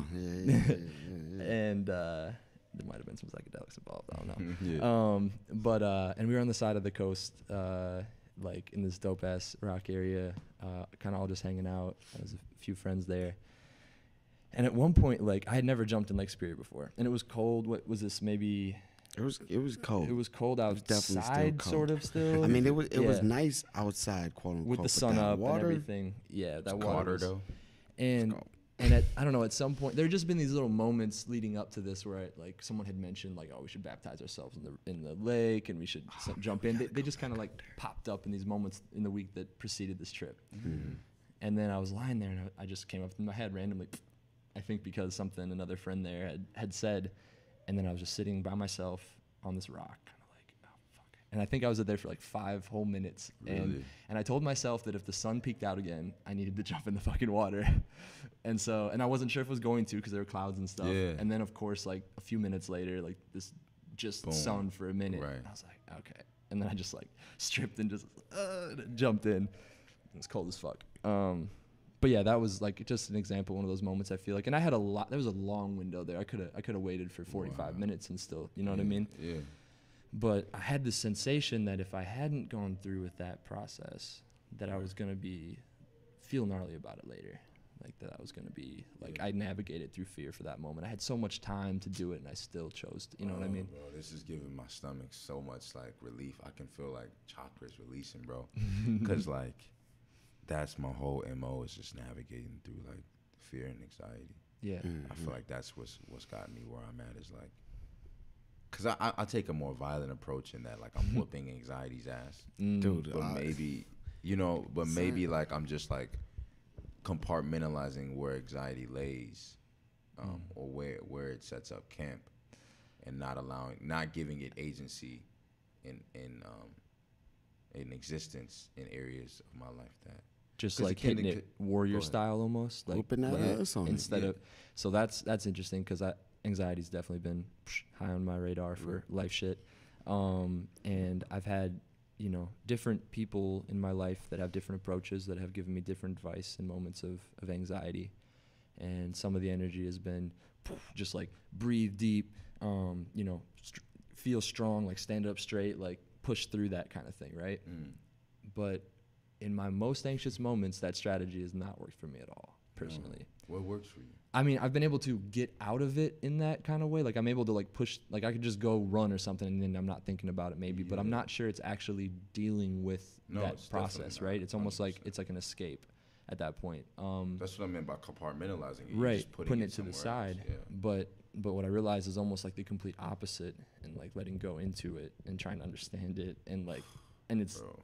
like I'm fascinated by not that. fun, and yeah. No, yeah, I think right there what you said, like, because I know there's been times, we were kind of talking the other day about that. Benny's over here, by the way, everybody. Yeah. Shout out to him. Shout out Ben Dazzle. And Dazzle in the building. You know, we were kind of talking about the other day, and like it's crazy how that feeling can come over you, and for the push through thing where, sometimes it doesn't work, where it's like where you're hoping like I'm about to get through this, and it's like nah, actually, I'm not. I gotta give into it, basically. It's time to And die it's right like, now. Yeah, it's pretty much like, oh shit, all right, I'm going through this thing. And I guess the thing that I think about it is, in a way, it still is kind of finding a way to, quote unquote, push through it. But it's like almost like you're going through it, and it's like, all right, I know this is gonna end. All right, I know that after this, if you experienced multiple times and gotten through it, it's like after this, I can go do whatever I need to do, or at least have. But how can you do that survived if you conditioned yourself to be present? Because I love that thinking, but then it's sort of, I don't want to say contradictory, but I guess it can contradict the way people handle conflict if they're supposed to be present in the moment, but then also not consider the repercussions or the future in terms of dealing with tough situations. I think it's for me personally, it's like situational. You know, if I like, and that's from something that I worked on myself and like life experience, where it's like I got to be in this moment right now. It don't even matter if I'm feeling this or that. Like, Right. So I do think that goes to say, like, to me personally, I think that life situations, life experiences can give you at least an option or an experience of sometimes you just got to deal with it. You know what I mean? And got to get through it. And that's kind of like the fighting through to me. You Right. know? And even if it means you're just like kind of putting it off till later, you sometimes just can't afford to lie down on the ground and just be like, I'm just going to take this. Exactly. right now." Exactly. Like, I think about But that. why not?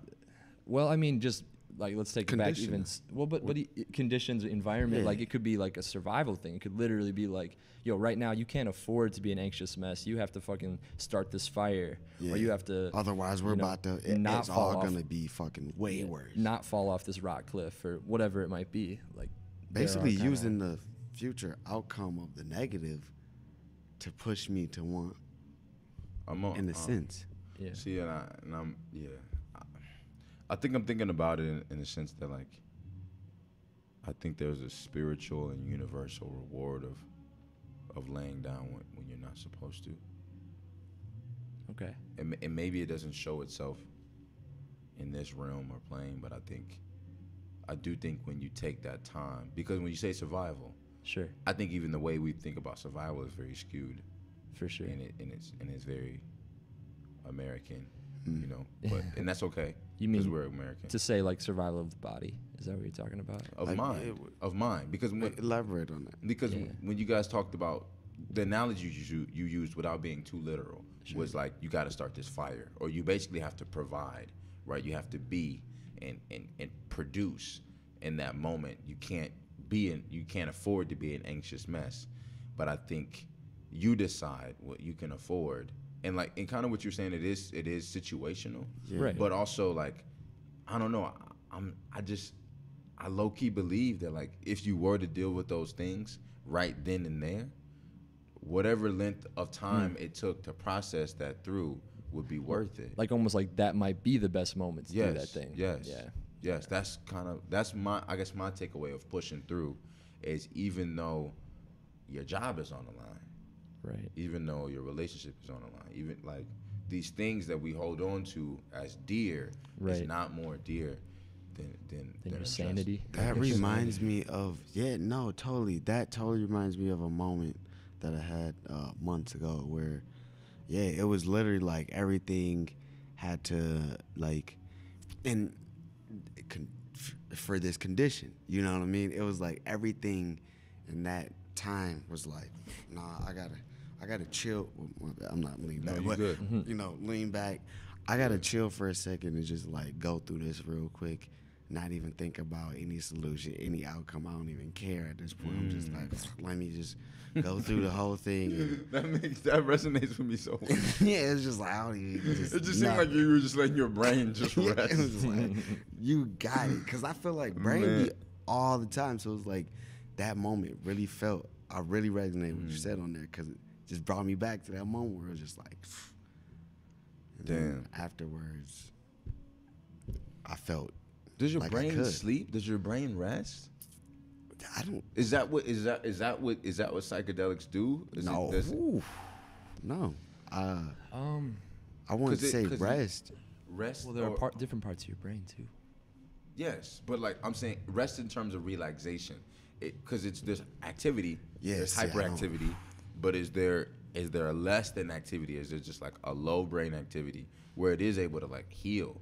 Because I have this idea that like if you don't ever give it time, optimal. Not to cut you off. No, you're efficient and optimal, like surging of the brain to me, and depending on which mushrooms and acid, there's different how you're riding the wave. But I do think there are, when you're not on psychs, or when you're not not even just on psychs, I feel like, because there's moments even when you can just stimulate your brain by thinking a lot, Yeah. And I feel like giving your brain time to just not overanalyze every single thing is very important, because even in sleep we don't really, But consciously, what is your brain doing now? Oh, it's working. It's working on what? Just working on thinking of what are the questions, how does he feel? It's working. It's not. I definitely don't feel like it's restful right now. You don't feel like it's restful? It's active. No, it's very active. What I was saying, like what I said before about that, what you reminded me, that had me at a moment where it was just like, for the first time, like letting go, basically, and just like I'm sitting in it, it kind of felt like my brain was restful in a way. Yeah. How do you? Okay. Does that make sense? No, it does. But I guess how do you suppose your brain is affected by you know, that last 5 minutes before you go to sleep. What is your brain? Is your brain the same activity, but there's less happening in your surroundings? Is there less happening in your brain for you personally? And then I wanted to ask you too, because I feel like my brain feels hyperactive right before I go to bed.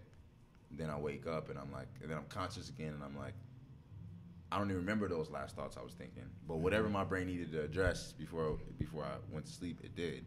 And I guess I'm just curious, like, because I feel very relaxed right now mentally and thought-wise. I feel stimulated. I feel. Yeah. Are you talking about that as relaxing, the stimulating? Like, no, not at all. Just when I think of relaxation, I think of like not no thoughts, but very minimal surface level thoughts. This feels good. This feels good. Almost being conscious, like this feels good to be relaxed. This feels good to be laying down. I have to consciously do. I think that, a lot of people do. You know. I think a lot of people do. Yeah. So it might be a conditioning thing too on my end. How about you, girl? Yeah, my mind's active as fuck right now. Yeah.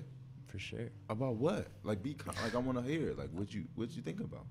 I mean, we're recording a podcast Yeah. live. So you're aware of that. Right.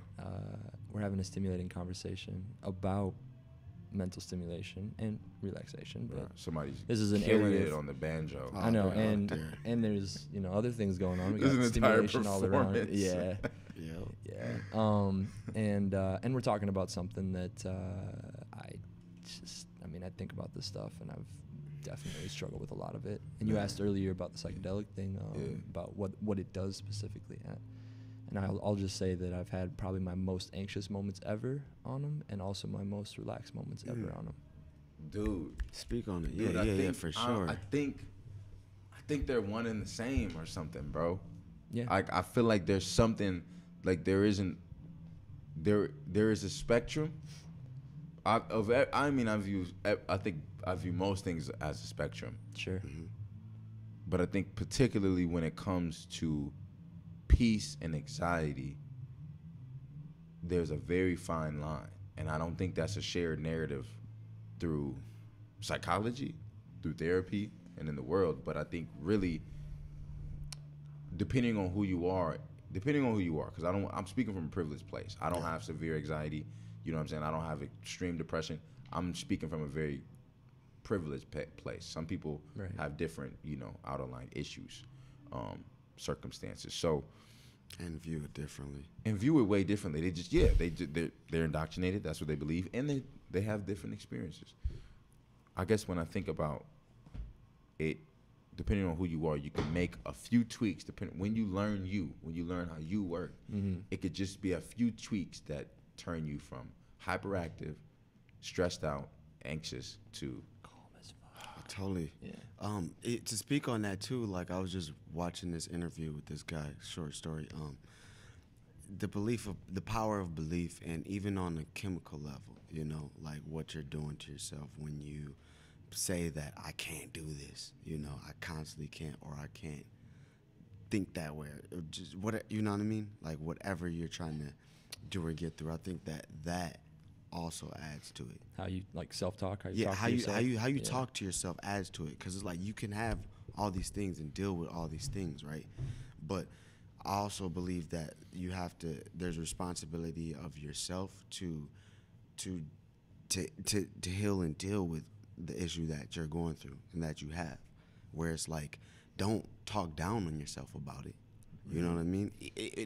Don't look at, and I think that goes on our society, where we put this stigma on certain illnesses and certain things, and we put a name on it. And then, to me, a lot of times that can put a crutch on people, because now you're having somebody that you're looking up to, or that's supposed to be giving you information about how to deal with this situation. Yeah. And now they've it goes back to and they're telling you, this or that. Right. And there's a director story, somebody close to me that basically asking their therapist or doctor, it's like asking them a question, and this person basically, to me, kept it real with them, like, yo, there's option A and there's option B. Option B is you're gonna have to work at this. This is gonna be, there's no Band-Aid to it. There's gonna be hard work. Option A, there's some Band-Aid to it, and not saying that that's bad to whoever, whatever you choose. All I'm saying is that that's there, and it's like there's some people that don't even give a person that option to think that way. So then you're, you know what I mean? You're Right. automatically. They give the Band-Aid right away. Yeah, they instead give of it saying right that away. There's two different journeys. Or we can even take worse, right now, yeah. put the salt in the wound to me, where it's like, nah, you're this here, and Right. then they're done with it, and it's like, now this person might be going down this hole that maybe they could have not gone that far down. I love that, bro. just because with words. It made me even, on a literal sense, because I think about things pretty literally and visually. It made people. I hear in like the healing arts world and poetry, like the Band-Aid is almost villainized. It is, But it shouldn't be. It shouldn't be It's because yeah. I can remember times, where I've like put the Band-Aid on and it's helped. And it's I out. can remember times where I should have taken the Band-Aid off earlier, or Yeah. took it off too early. So it's like, I mean, the war on drugs is one giant Yeah. process of that. Like, and there's so many Band-Aids out here, but there are positive Band-Aids. Right. There are Band-Aids used, anything abused, not used correctly, can obviously become detrimental. all day. Can turn breed that- infection. Yeah, you know? that Band-Aid turns into a giant infection. Yeah. Yeah. All day, and man, Damn, that's one of my most vivid memories about growing up with Dre. Is going over in the McDonough projects in Little Canada, and Lil Tim, Lil me, Well, yeah, what's up big with head, that? had the Speak on same it. size head. I had this scar on my leg, and it was like one of my first times ever seeing pus, and I had this like this scratch on my knee. It's still there, and I would keep ripping it open accidentally or whatever, falling off bikes or whatever, but I just didn't. I remember having it for like a month, Yeah. like reopening it maybe every week or something, just because I was a kid. Right. But then finally putting some like alcohol and peroxide on that joint. Yep. And yo, I ain't never felt no kind of burn like that. It was like my first experience with peroxide, wide open, Watching it bubble. wound. Yeah, and feeling it bubble, and just but that almost being sort of a neurological connection in my mind of the pain of healing. That plan in B. a sense. That Yeah, plan B. that plan B. Yeah. Like, yo, this is no longer the Band-Aid. Yeah. You dealing with this, Yep. and this is good. This is Right. good. This is. Yep. I was at work today, and I literally thought about pain more different than I ever have in my life, and I felt like pain wasn't really. Damn, this music is making whatever I'm saying way more epic. Let's go. I had this idea that pain was way, and I woke up, and I said, "Pain, go away, come again, some other day." Morgan Freeman. Oh, I guess it's too soon for that. We gotta wait on the Morgan Freeman jokes. But I had an idea that pain doesn't hurt. Just start crying. Bless. This music is. Yeah. It's Bless. bringing out all the feels. I got it's hay fever season. I got crazy allergies, but I started thinking about pain in this way that like it's an allotment for healing. It allows you to heal, you know. I just get I feel it right now. This is crazy. sorry. I'm sorry, it's the music. For people that can't hear this is like some inspirational our neighbors are Literally, if you kicking some ass right YouTube now. search 3-hour meditation music, Yeah, just put this that in will the be background, you'll be on the first. same I page as swear, us right dude, now. they be going on I be having similar playlists all day. That is so funny though, bro. That it's and I'm trying to talk about pain, and it just sounds way more. I way be more stretching intentional. listening to this. Like, No, that's dope, but I don't talk in the mirror to myself while doing it, which is what it feels like I'm doing. Pain is not But I was Okay. I was at work today. Thank you guys for being patient with me. And my ankle was hurting. And then I looked around. Oh, and then I started realizing my back was hurting. And then I kind of realized like my hands were sore. And I realized I had all this like pain in my body. And then I started to look around and I started to see more people limping. And I started to see more people like kind of walking slow. Like gravity was just like whooping their ass. But I started to just witness. And then I started thinking, how many of these people know they're in pain? Where they, You know? it's become so normal and it's slowly crept up on them man. or whatever it is, and it's So coming out gradual. sideways in all The these different lesson parts is of their no life. longer, seeable like that. Yeah, Like we were talking about before we went on air, like Yeah. having something in your wallet right. for 20 years. Yep. You How sit on that. sit on that every day for 20 years. Your hips might be thrown off All day. Yep. in a way you got to get adjusted. Yep. I remember at the end of my shift, there's this place in the airport called the Chiroport. It was like a mobile chiropractor. But I said that place should be 50% off for airline employees. All day. Imagine how much like on a marketing level. The dude is always, I've never seen him adjusting anyone ever. I've been in Delta for almost crazy. 4 years. I've never seen him adjusting a single person. You mean to tell me y'all can't offer a 50% discount to Delta airline employees who are lifting bags all day, who are standing up all day, which is not healthy? You know what I mean? You're already bringing in, if the adjustment, if you guys are charging for an adjustment 60, you're already bringing in a couple hundred a day. And that just kind of goes back to we take the goose and wring it out, wring the golden eggs out until we don't care. We're not trying to take a little break, goose. You know what I'm saying? Not that we're people are goose or we're goose, but I'm just using that analogy where it's like, nah, you're not about to we're not even gonna give you a discount to like help your health better. Which even on a business point, Right. be smart. Like I would Yeah. want my peeps to be Right. good, I'm telling so you. then they Right. could be Good, working bro. efficiently. But it's like, nah, I don't care. I know that we can get basically. I just need a hand. A person can get by. You could be dying. I'm bleeding, but you got a hand. All right, let me get that hand real quick. That's it. It's very short term oriented for sure. Yeah. And I'm like not even really passionate about business, but I just, even as you're talking about it, I'm just thinking about like I was saying, if it was 30 ahead and you have people coming in from about 4 a.m. to midnight Just all the time. all the time, Clockwork.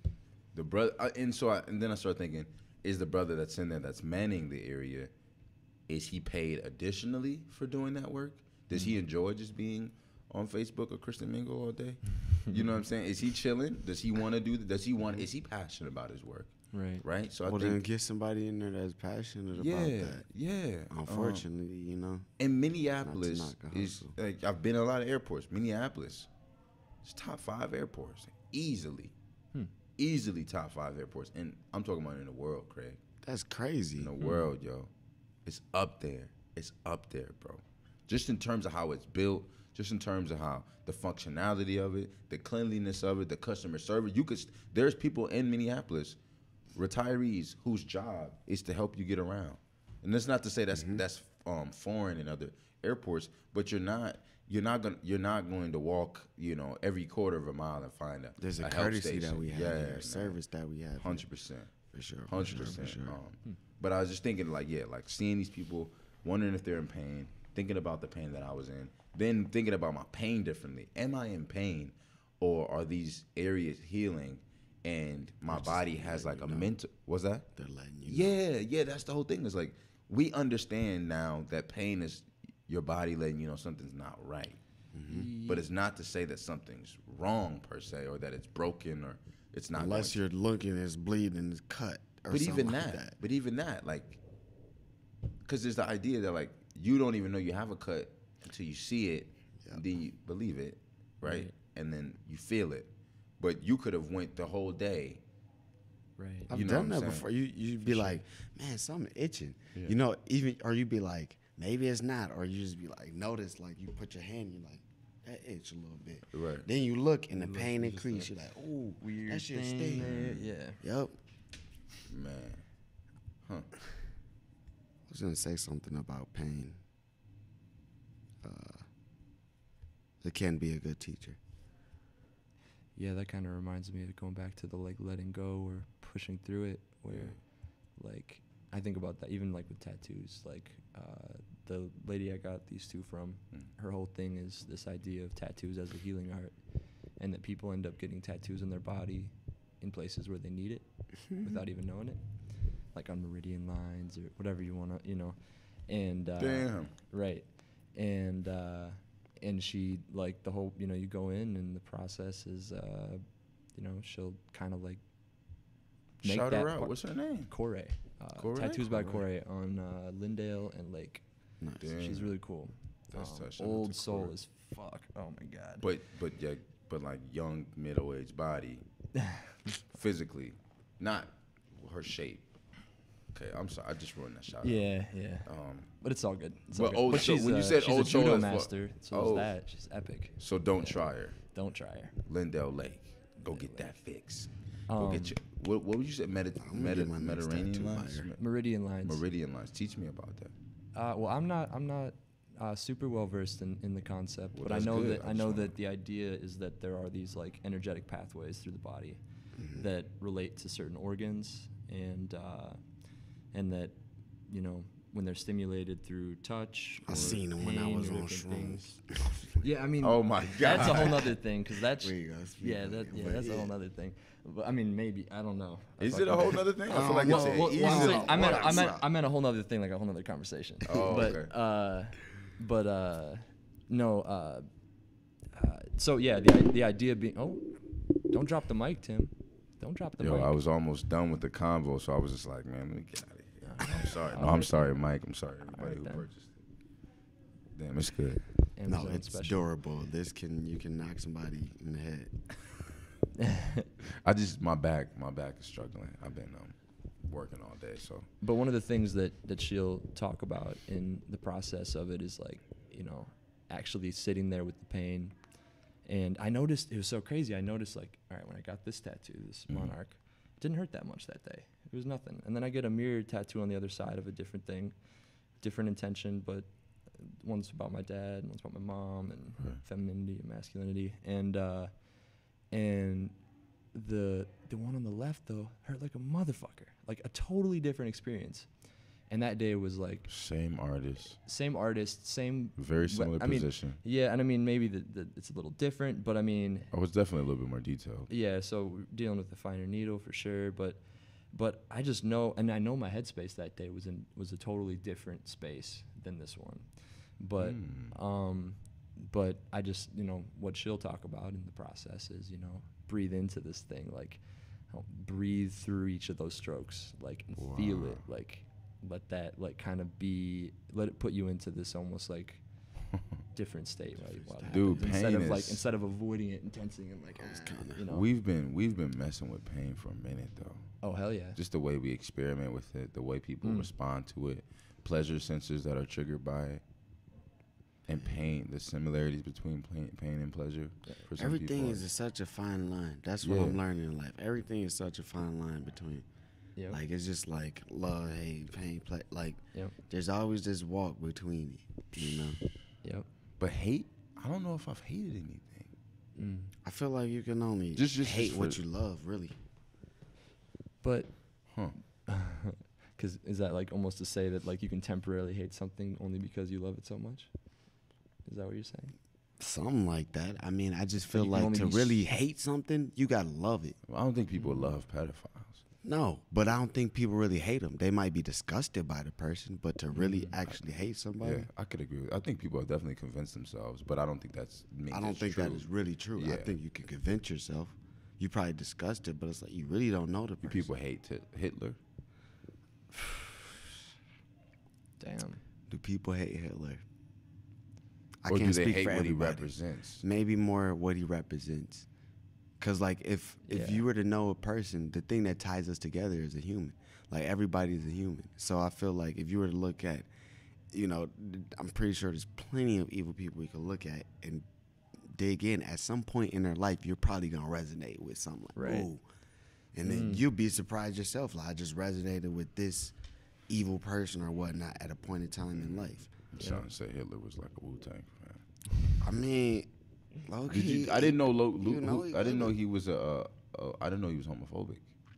Hitler. Yeah, I didn't know that was an integral part of like Nazi government was like anti-gay. Wasn't it kind of anti-everything except for a certain thing? It wasn't really as much about I don't like these specific things. It was more like I only like this thing, and everything else is disgusting. They had gay people wear a certain thing. Yeah.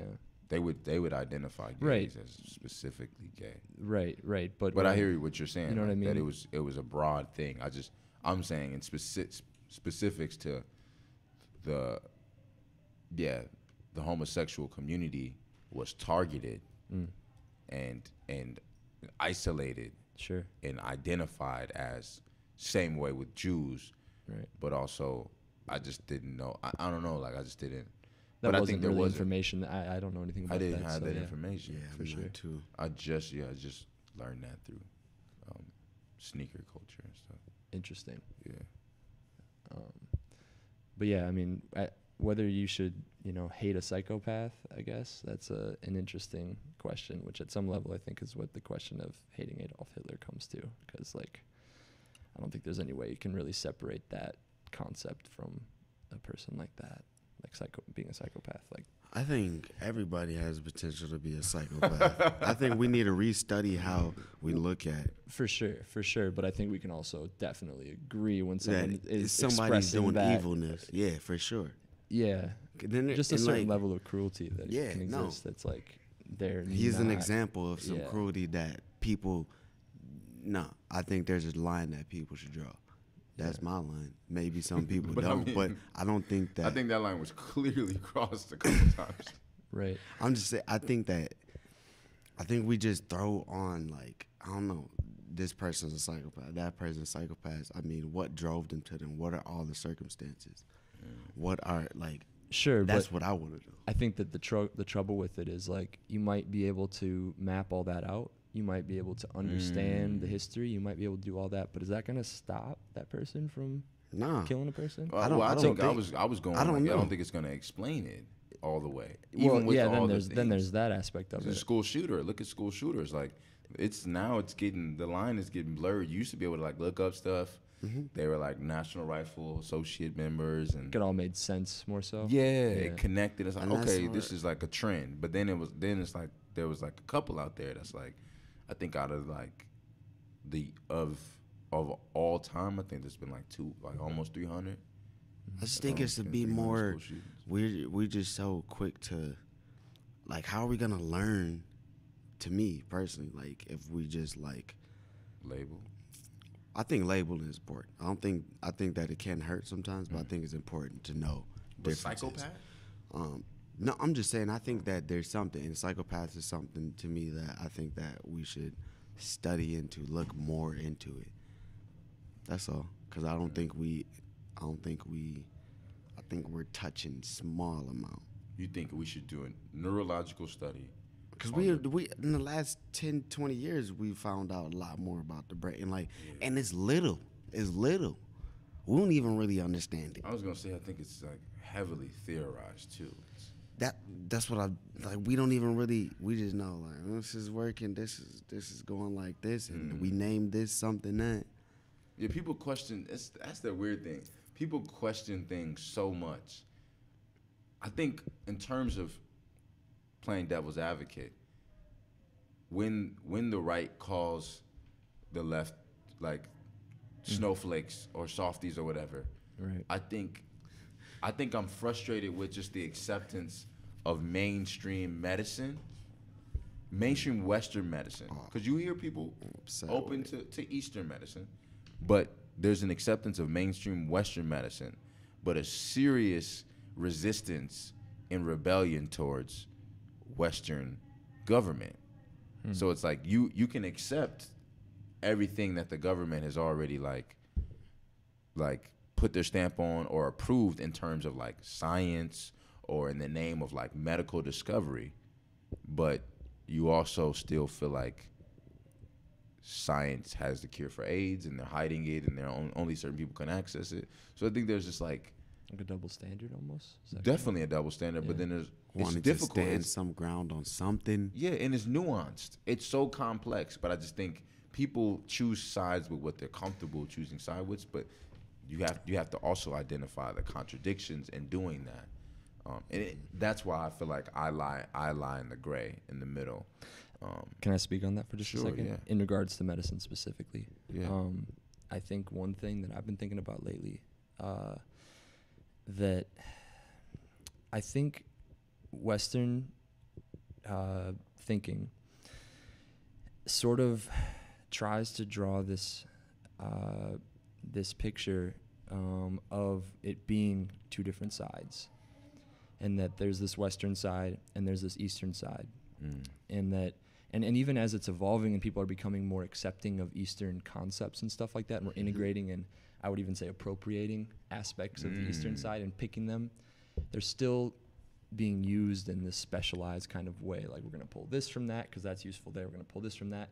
Right. But I think what I feel like is it's not two different things. It's one thing inside of another thing. And I think personally that what we call Eastern medicine, holistic medicine, alternative medicine, what the fuck you want to call it, It is medicine. I feel like that is the medicine, and Western is like this sort of like narrow approach, and it's like, yeah, and because it does that, because it specializes so strongly, it might make huge leaps and bounds in certain areas very quickly, because it's like the speeding train down a small tunnel. But the more like broad holistic side of it is like cradling that entire earth that single where do you tunnel get, might be shooting down. That's truly medicine, because I think where what do you you're get going to medicine? say, yeah, the word, like do you it's get it from? actual, yeah, wow. Where do you get the even to go on the prescription pills? Like, there's chemicals that are taken from. Oh no, that's Right. man-made stuff, bro. Because But there are chemicals that are taken from actual herbs. I would say And majority of molded. that shit is made in factories. what I It's was all saying- made in factory, but they're taking, they're isolating, they're specialized. Like what? I'm just going back to Like an opiate? I don't know exact details. Oh, okay, like, yeah. that's something that we have to look up, Yeah. like, specifically. But I'm just saying that there's literally, like, to make the medicine, there's components. So pieces From the earth. exactly that are actually taken and to made and just singled out, and then maybe mixed with something else that was just randomly put together, and then this works that way. right. But I guess To go what you just to add to take Right. bring it back, where it's like, what I'm that's almost exactly what it is. We're cradling this thing, and we're just specializing. Going, I love what you said. The speed and train down. The yeah, it's in a dark tunnel. It's in a dark tunnel. You don't see the whole perspective, and at some point, shit, I don't know. I don't know what's gonna happen at some point. But as long as that's the perspective, then it's not. It basically is like kind of this like war between. It's almost like one side thinks it's fighting against another side, but the other side isn't fighting that war. The other side understands the value of this side. The other side does use specialization. The other side, like holistic medicine, uses tons of specialized approaches, and there's a lot of what we would consider third world countries or whatever that still engage with these more ancient healing systems, we'll say. Right. And they're glad to have access to a CT scanner in certain moments. They're glad to Exactly. use, like those are still things that are considered incredibly useful. So it's not, oh, this is your way, like, and that's the opposite of what we're doing. It's, no, it's cool that you guys figured that out. That's dope, but maybe you should look at this whole thing. I don't know. Collectively. Yeah. Because then even as you said, like a country that has traditional, sort of tribal means of medicine would happily have a CT scanner Yeah. or, They're not a gonna- thermometer. Yeah. You know what I mean? Like these things that could work to help do the job better, which Right. is heal. Exactly. Which that's the That's end the goal. ultimate- It's Right. not to Heal. say we Not did it. treatment. The East Side did it. We Right. did it. We did it better over here. Or the West Exactly. Side. Hey, West Side, we heal. Right. We found out cured cancer. It's like, no, we working together to eradicate this shit. But are we really? But what I think the perspective ends up being is that No, because we're not. Rio, working man, what's together. good? Why you? I'm just saying, like, look around. Like, we're not. If we were, I mean, I'm not gonna say that we're not, because there are people that are dedicating their life to trying to make some things happen. I just feel that. that I speeding just train feel though like- moves fast as fuck. Yeah, exactly. Like, yo, we could move way fast, but there's these Right. dumbass blockers that are blocking people because of ego. Me and Dame had a conversation about even what we had last night, history and science.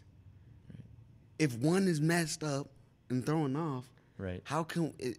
You know, The it's foundation like is the off foundation and is off, and That's then what we're I was saying. building. That's what I was Retarded. saying. That's what I You really got started people talking spending about. The 20, 30 medical. lives, Yeah. years. in That's what I was studying talking it. about. It's like how do you identify as anxious and clinically depressed, but then also question everything that supports and came up with those conclusions. That's what I was kind of getting at. Was like, you see a lot of like, you'll hear about a lot of, I don't know, what do you call organizers who are very vocal about traumatization and things like that, which are proven by a lot of universities, research facilities, Damn, which is- scientists, but and some of them are funded by the government that they oppose. I think some of it's just a time factor. I think that information slips through the brain and moves into the body over time. And I mean, the brain being a part of that body, but I mean, like, it slips through the consciousness as an experience, right? And the mind can make its decision about something like that. It can decide or get some information terms of that's a what? conspiracy, any kind of concept about being against the system. Like, I'm not convinced that, like what you just said, I'm not convinced that someone that at the beginning of that process of questioning everything, that they would be willing to accept that anxiety and depression as something that they're dealing with.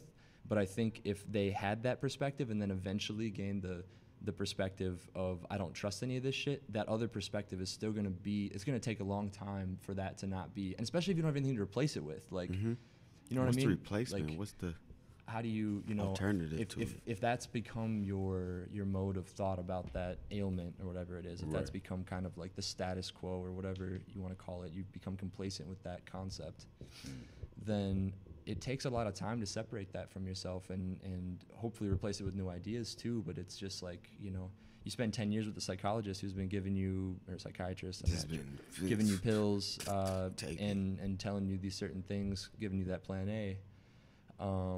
You You're not need- necessarily going to, even if you come to understand and you listen to a podcast and you do these different things and you come to logically on the prefrontal cortex or whatever, the decision-making centers of the brain, Right. you can agree that this shit is flawed, it's broken, it doesn't work. I can look at all these stats and say that, but that That shit runs resonates. so Right. it takes a long time to unlearn things in an actual like full way, I'm open to that. I definitely think still there's that double standard. Yeah, Like, it is a double standard. Yeah. I don't disagree that it's Yeah, that, but I also think that I just don't know if it would exist if they happened in parallel. More so, like if I'm open to that. like I think that if you questioned it from the beginning, you wouldn't have necessarily gone down that pathway in terms of Yeah. But again, if you don't have any other information, if that's all you're We're just given is like given this this is information. then you gotta grasp onto something. Like Yeah. it's even harder to feel lost in what's wrong with you than to just have something wrong with you. I feel like the last 2 years I've heard the word anxiety more than I ever have in my entire life. Dude, Is that a result of being 25 or 26? Is that do you think other 25-year-olds 10 years ago were having this dialogue about how anxiety affects your work performance, your I personal don't think life? that we were. I think we're in a time right now where 'Cause- people but are more weren't- voices. We weren't 25 or 26 though. No, that's true. But what I'm saying is that I think that we're in a time right now that people are able to voice more, More than then. and without there's a certain level of being able to voice, and you can have some people that are going to champion with you. So I feel like right now, even with us being aged, like I feel like if people that were 25 in 80s, 90s, you know what I mean, maybe they did feel some things, but it was kind of like basically like, oh, that's that. You know what I'm saying? We're not even dealing with that. You deal with that. That's what that is. And now we're getting to a point where it's like, nah, B, this is what it is. Like and then when you have more of kind of what I feel like you're saying is like people, doctors and other people telling you this is what it is, this is what that is, you know. Right. And I believe there's truth lots to of it. truth to some But I of think that to even go on that, I think that even goes to show like maybe we need to study a societal condition. Maybe we need to study it because maybe this is a 100%. societal condition, and it definitely may vary between person. You know, there's no black and white, but it's a societal condition of anxiety, depression. Or not to just throw a few. No, names but out that there, makes but sense. That these fits the things. context. Yeah. Civilized to 100%. death. Shout out to Chris Because Rock. we in this together at some point. I feel like Yeah. Oh yeah. Right now. shit, all of it, man. We in it together. So Cause it's like the smorgasbord of all these eras. We get to learn, like, feel like the youngest is always low key capable of being the wisest due to having avoided certain minds and traps and you know what I mean, steep hell holes. yeah. That doesn't mean that we always are the wisest and act in that wisdom, For but we sure. do have the proximity to, if we want to be that student, that Yeah. monk, and really receive, you know. It's a beautiful time. There's too less right stuff now. to unlearn at some level. Bro, I'm just listening to y'all and I'm like, I'm realizing I still struggle with listening, but particularly when it comes to like older, like long-winded people. And that's probably like the best wisdom you can get though.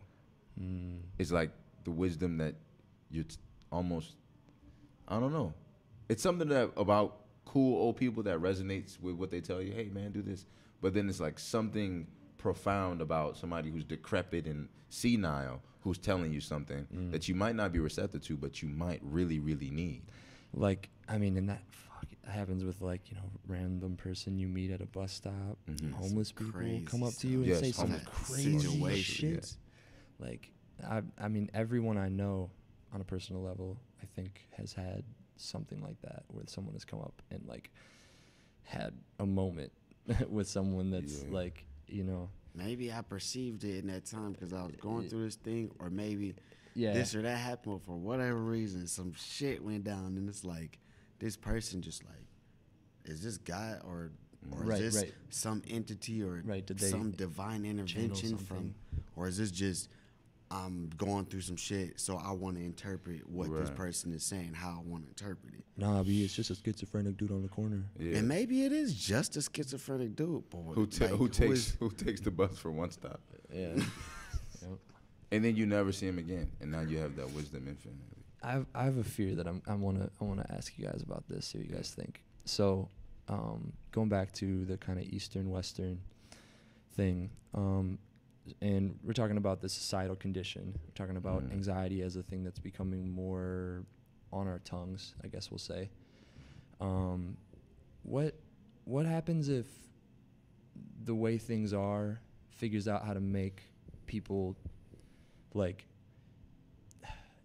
get through that, and we kind of all think that we're in this process of like all healing, but it's really just to make us more comfortable for, and what I mean by that is like opening up certain modalities. Even like I think about weed getting legalized, you know, I think about psychedelic shit, and I think about it's like, and it's and so much of the time what we end up doing is pulling or like yoga, like we pull these specific things that happen to like boom make life a little bit better, you know, the and it's tricks, like baby. right, and I don't, I'm not trying to really come at it from a conspiratorial perspective. I'm just saying you that are, though. I am a little bit, Yeah, just that's because that's who I okay. am. That's But okay, yeah. but I'm not. What I'm saying is I'm not even saying it has to be organized by individuals or people. I just feel like this system and this way has a tendency to try to keep living and to try to survive, and it'll make us happy enough.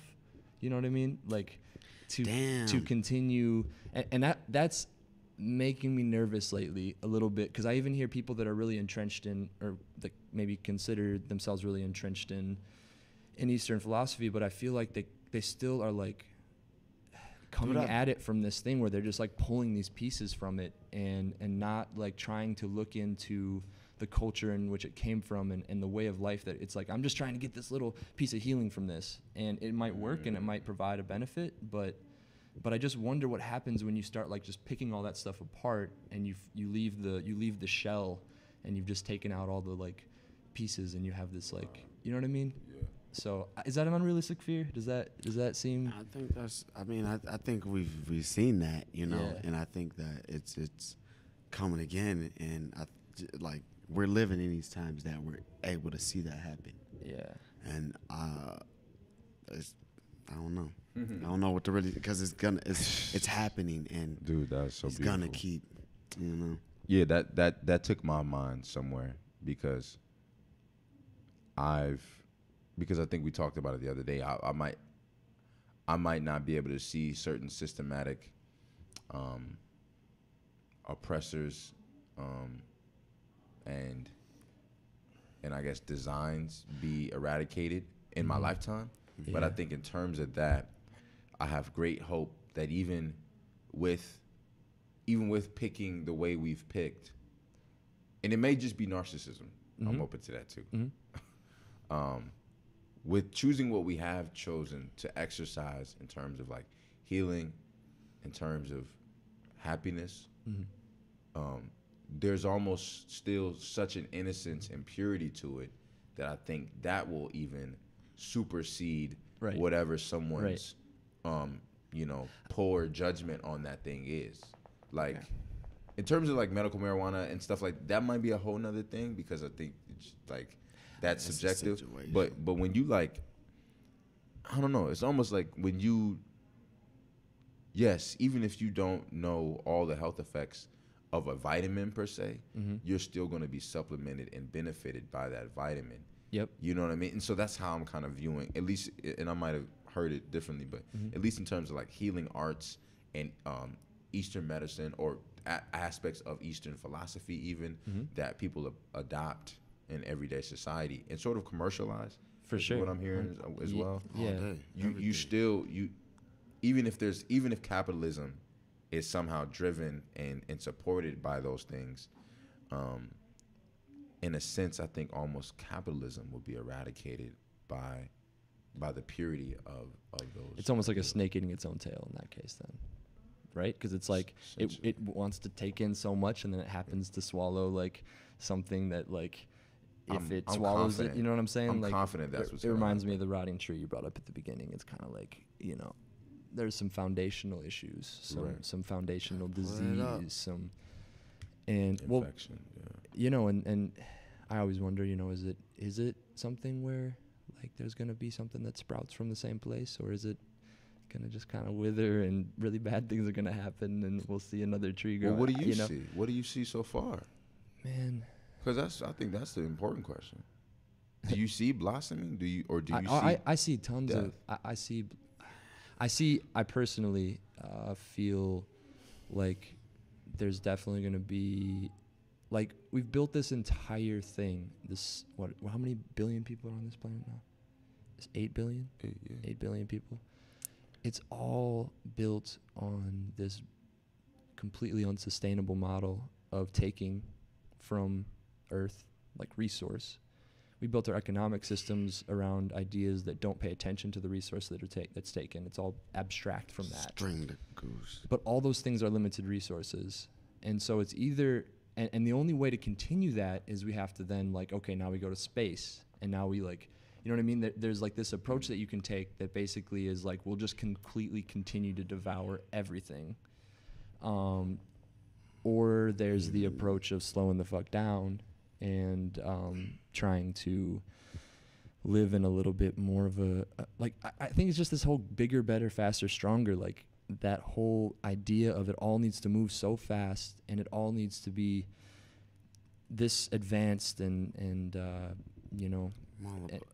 So I don't know, I guess I'm not answering that question kind of in a roundabout way. It's okay. But I personally feel like it gets a lot worse before it gets better. I'm not sure that we're in a position where it's really possible for us to just kind of like if it's like if it's like a ship, you know, that might sink. I'm not sure you end up with the same size ship when you find a better ship.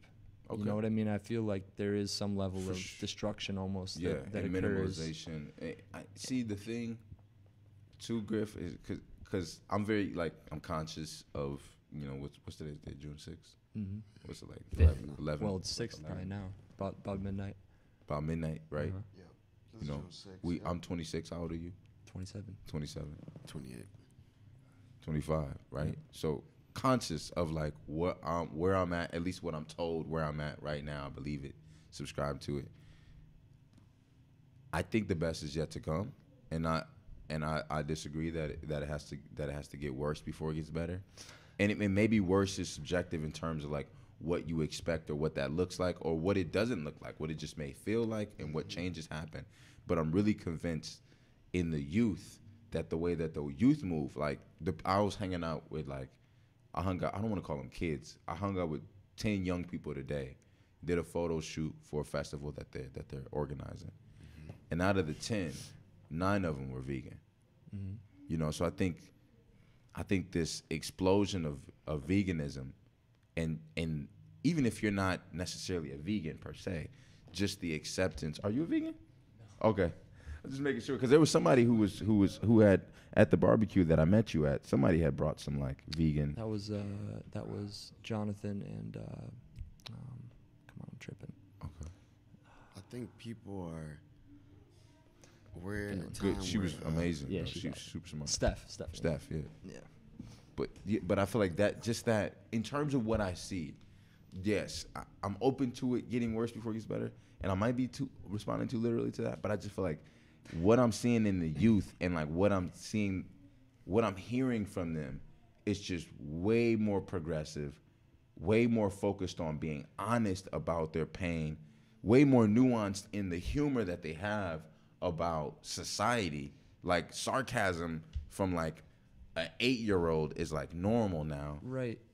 I feel that, but don't think Is- about that can that be 50-year-old special operations dude that Mhm. like has that position and has that power. Like, He dying. yeah, He only di- got 30 years. but on the he could clock. still 30 stomp that years, little though. kid's hope. I don't know. He's outnumbered greatly. Just to clarify my position on it, I definitely have optimism, and I definitely Yeah, feel I I know feel you- very positive that there's a lot of people that are going to be doing good things. I just mean that we talk about 8 billion people on this planet. Mm-hmm. Yeah. I think there's definitely going to be some things that make it really shitty for a lot of those people I think in the to- years to come. I don't think we go Not straight, just America. Yeah, I not got just our situation. For and, sure. You know what I mean? That's I guess what I'm saying. But go ahead. Oh no, I was just gonna say like I think looking at that's looking at hope. I don't No even way. feel that way. I mean, just like as far as like seeing that there's this younger generation that they're not so stifled by certain ways of thinking. They're seeming to be more, and just the amount of information we have more. They have more accessibility to be like. There's way more options than just guess what? You go to school, you go to college. Go play basketball. Guess Be an what? athlete, right? Yeah, there's no more of that because now a kid can pull out the phone right in their pocket and be like, "Look, Dad, there's somebody else that's doing something that they love and that they're quote unquote successful." So I look at that. That's why I was saying like hope and like, there's so much more possibility. But Yeah. at the same time, I do definitely think while that's there, that's almost like finding heaven in hell. While you're in a deep depression and darkness, there's something that's carrying you through. But you're still going through that deep, dark I could see that. depression. Yeah, where so it's the, like, we're the about old, to the go old through shit. 50-year-old man is still there, Yeah, he's doing his still dirt, there. and people there's that are this like thing him out on a there. different level of capitalism and just like Yep. overall, make environmental destruction, right? That doesn't affect That's me limited. directly. So I'm still, I want to be open and I want to be accepting of my privilege too, because as a first world country citizen who has traveled and been able to be secondhand to a lot of poverty, real poverty, Yep. no shoes, no Right. name damn near. Right. There's definitely going to be that shit that you got to go through to get there. I just think when I'm talking about the youth, I'm talking about the way I've seen America shape speaking as American, the way I've seen America shape the rest of the world in other continents. So you have hope that this thing could shift into something different. It and is potentially. It is shifting. It's absolutely shifting. Like, dude, just what's important. The conversation around money, cars, clothes, and hoes. That the fact that that is a conscious admittance that is a cliche and a stereotype put on by hip hop, which is the most popular genre of music in the world. The fact that that is a conscious admittance is already proof that I think on some level that it's eventually going to be not just demonized and villainized, but just eradicated in a sense of like that being a focus. Like monetary value, you know, money worship is still, like you said, I think still going to be an issue for a long time. It's going to have great impacts on the rest of the world. But the way that I'm looking at the youth and the way that they're moving, the way that they're conversing about social topics, and taking action on it, for it to be a fad, to go to protest and speak out and publicly to be vegan, to make changes, sacrifices. The level of responsibility is ridiculous for sure. So then there's that undercurrent of the 5th-year-old dudes that just want to push this narrative that kids are just lazy, that they're super socially inept, and they don't want to talk to people. They stomp that thing out. They try to stomp it out, but it's like you're dying. It's understandable. And in this conversation around surviving, I have a very unique idea about survival or wanting to hold on to life, because I think people do that in a subconscious way to try to fulfill their purpose and fill out their void. I think I'm almost willing to say that I think you'll see a lot more contentment with death, and the conversation around death. The more people are able to live out their purpose and truly just be artists or be whatever they want to be, you know, that first 30 years of their life that you weren't able to do, 50 years ago. When you went right to the sawmill every morning at 5 a.m. or right to the coal, right to the coal mill, wherever 9 to 5 desk job. People still do it. It's still, on average, it's probably still a majority, but I would say this last generation is more artist and freelance, more freelance and just, or even IT, just stuff that they love and genuinely are passionate about than ever. And I'm open to my privilege skewing the way that I view the world in that sense. Because as I'm thinking about that, I'm like, that is very true. It's just, I guess, like, what scares me is, why are you speaking from fear? Why are you saying scared? I am speaking from fear. Okay. I see this a lot with music, and I see it in life, where it's like, you get this riled up feeling, you know what I'm saying? And then it's like, then, boom, you hit the ceiling. Oh shit, life is hitting me now. Now I got to deal with this thing that they said I have to. I signed a blood debt to learn some shit, or I did this and now it's hit. You know what I mean? Like, and that goes back to the system thing, where it's like, these systems, some of these, we got to burn them because they're literally stopping the growth of potential, human potential, to me. Like what? Yeah, see, that's my concern with it. It's not where it's the like people. They're growing, but the system is so in place that it literally, you got this joy. Take example, like, I look at even this small, like, damn, you got these people or a person, me myself too, I'm still always a dream. That's my main thing. But you start to see in life that there is this system of things that you can get buckled down, or like start to feel certain ways about life because of the system that's in place. It's not the people. It's the thing of, I don't know. And it's okay if words don't fit, because it I does sound feel really like I'm not. complex. I think what maybe stimulates my fear about this is going back to that train down the tunnel. At some point, some people were at the front of that train, and they were propelling that way. They decided to do that. They built the train up. They probably built the tunnel around it. All this stuff. They didn't know any better. Boom, they did that. I'm not giving them an excuse, but I'm just saying. that would have been, people just moving unconsciously and doing stupid, evil shit. But what happens when those people die, but that train is still moving? And I think that's what Rio's talking about, is the fact that some of these systematic things are so strong that they're even like, and this really relates to automation and the process of us making things happen automatically, so that it's entrenched in the knowledge, it's entrenched in the infrastructure, it's entrenched in the technology, that this constant movement forward at this rapid pace that isn't true to our physical nature as humans, at least, and probably not our spiritual nature.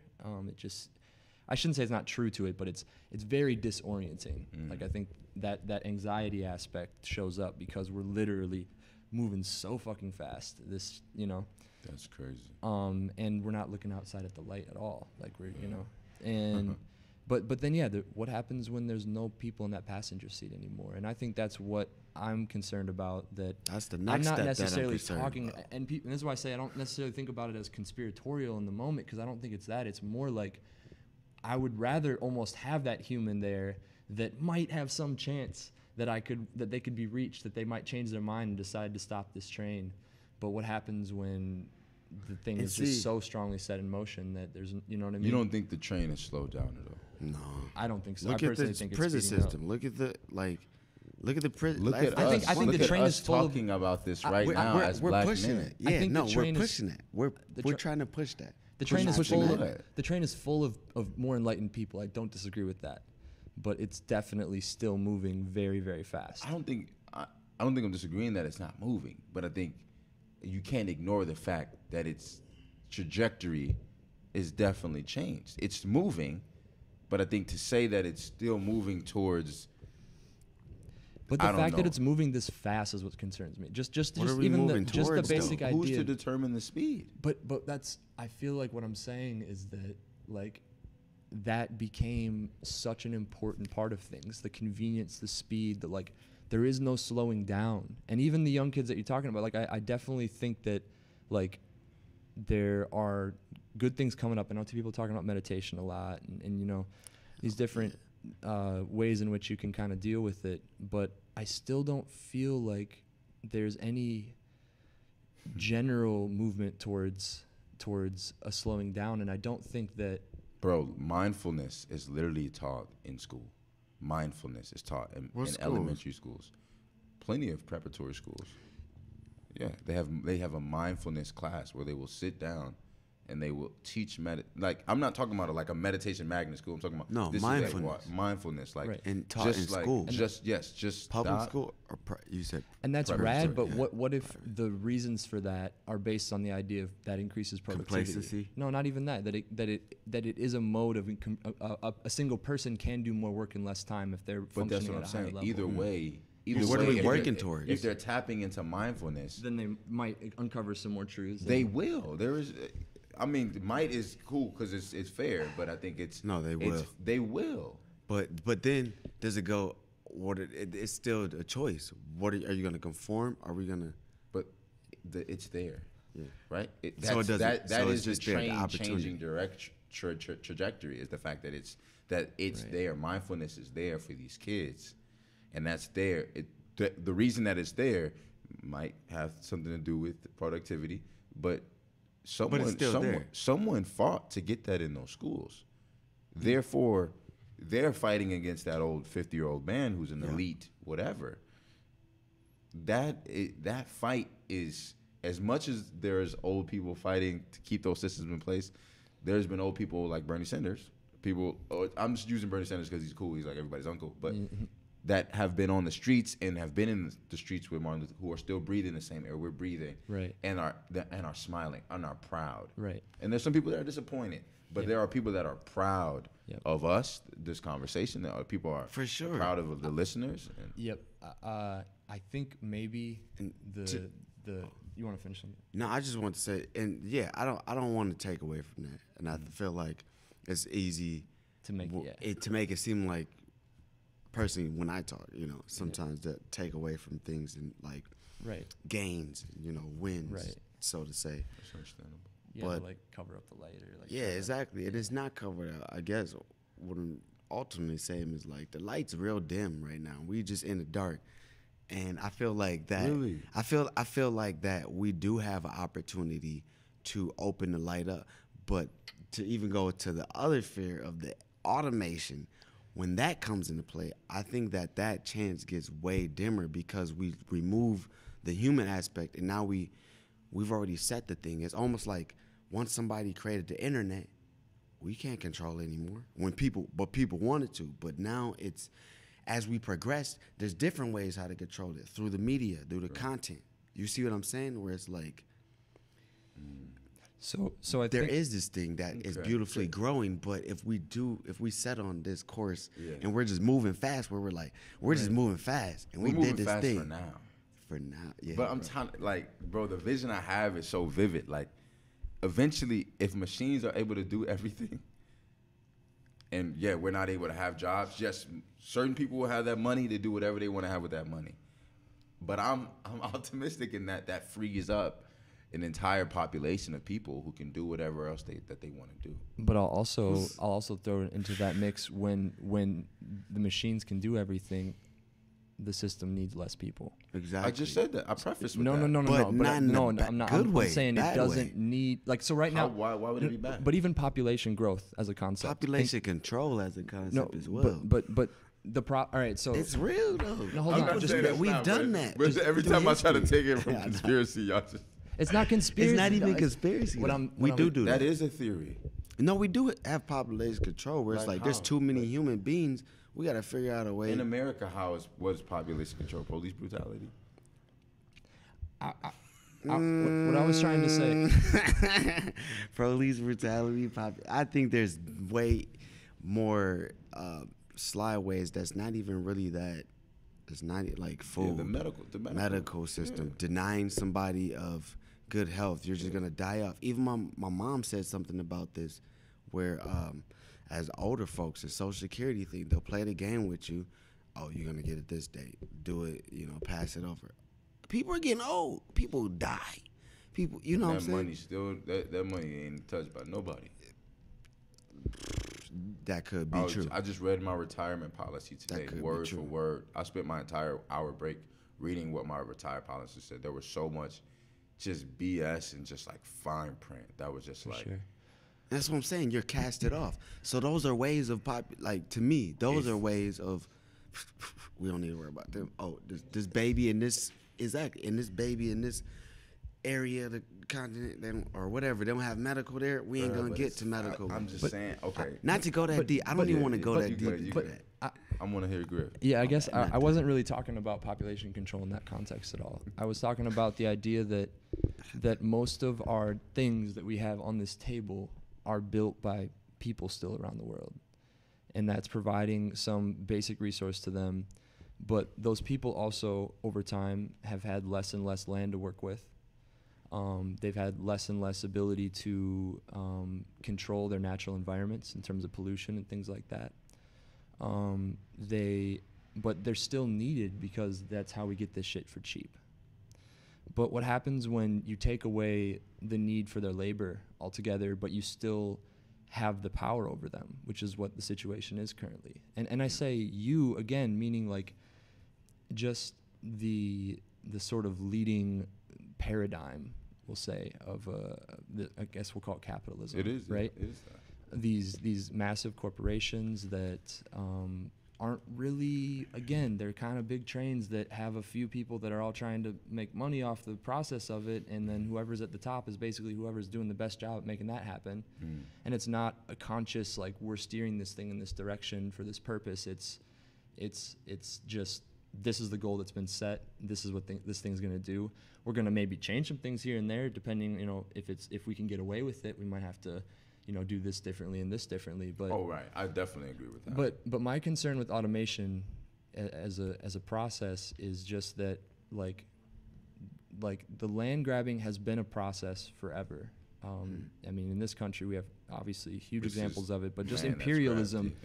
grabbed, But yeah, exactly. But just that process of imperialism, I'm not sure that it's going to slow down fast enough for a lot of people to not really suffer from it once they're not needed. Do you know what I mean? So like we'll build factories in those same places that there were used to be workers, and those factories will produce crazy amounts of pollution, and they're going to take all the resource from those areas, and there's going to be a couple people in there that have jobs. All the other people aren't going to be able to drink the water in the rivers near them. They're not going to be, you know. I absolutely agree. There's repercussions to those things. So I just feel like I'm concerned about the speed of. I'm still concerned about the speed of things. I'm not against the idea in any way that we can change, that more conscious thought and real effort and sacrifice can't potentially change this direction, but it has to happen. Like, what has to happen? The slowing down of that automation. What does that thing. look like though? It means, I mean, I don't know the steps to get there by any means. Sure, but give me your theory. What do you think one of those steps would look like? Because I'm curious. One step. I think people not wanting things to be so cheap and convenient and being okay with that. Like actually being okay with not getting their shit next day and not getting used to that concept.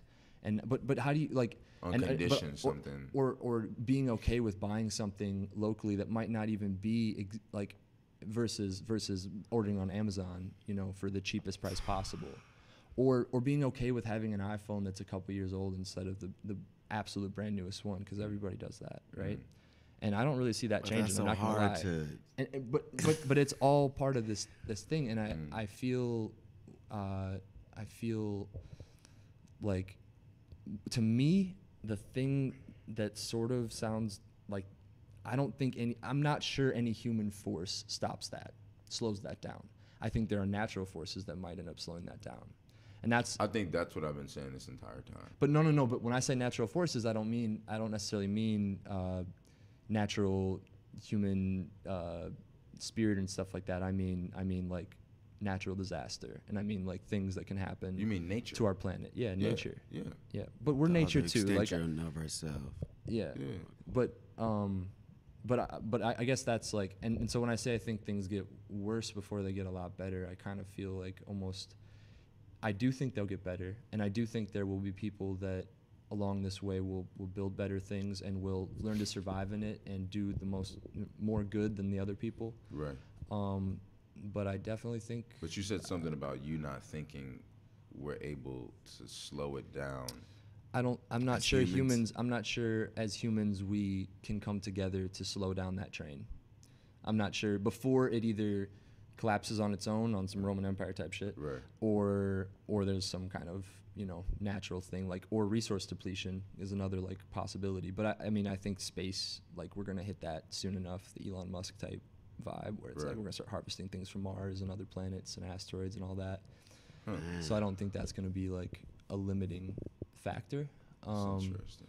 But I don't know. I don't, you know, and it's something that, I mean, even just having this conversation, I've had a lot of conversations about this. Definitely something that I try not to spend tons of time on, because it is like something that makes me feel a little bit hopeless in some ways. I can tell, but that's what I've been getting. The energy I've been getting the whole time is like some sort of like slight hopelessness. Yeah, but it's, I think personally, I'd rather know the sickness than and learn how to navigate and be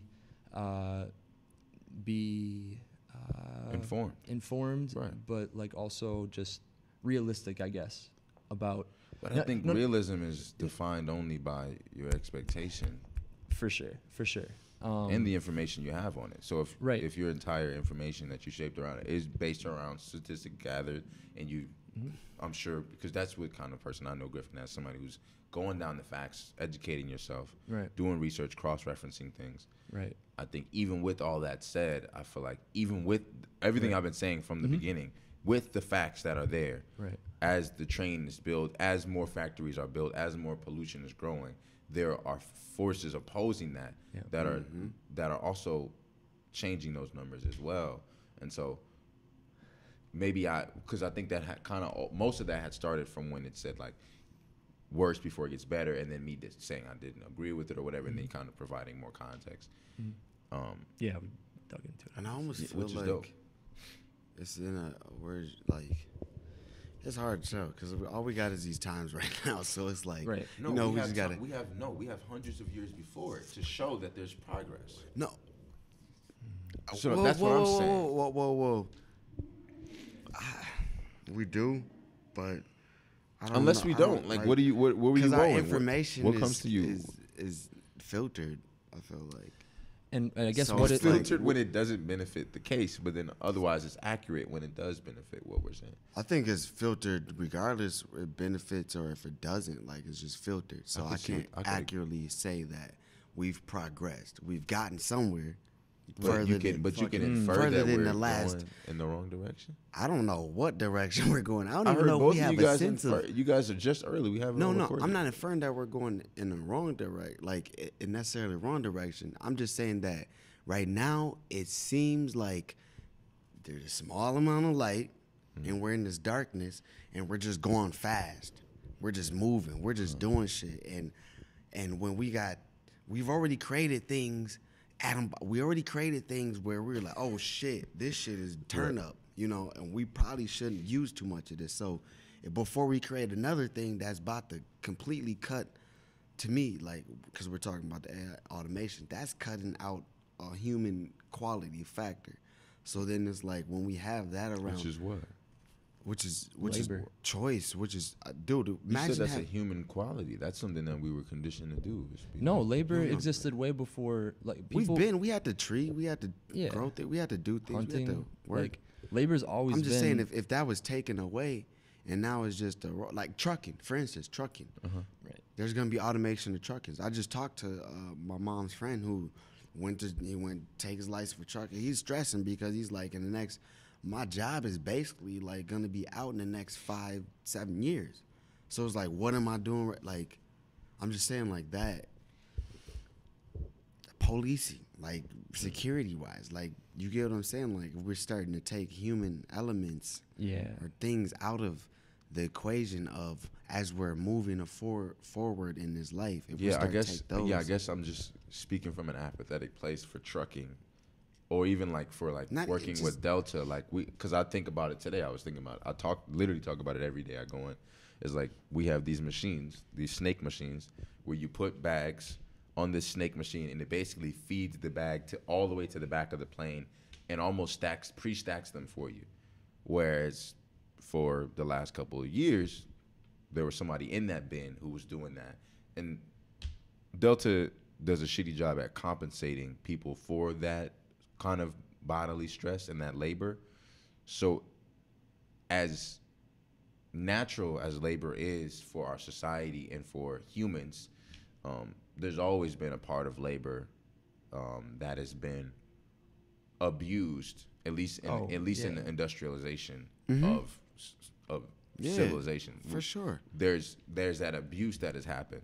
So I think regardless the direction that we're going in terms of automation, I'm more excited to see, even if it does fail and if it whatever comes of that, I'm more excited to see that come about than Worried They- about the I want to negative see. effects Yeah, of it. no, and continue. I'm I didn't definitely mean to worried stop. about the negative effects of it for sure. And Yeah, I'm that- saying you're more excited about it than you are worried about the negative effects. Is what I feel like you were saying.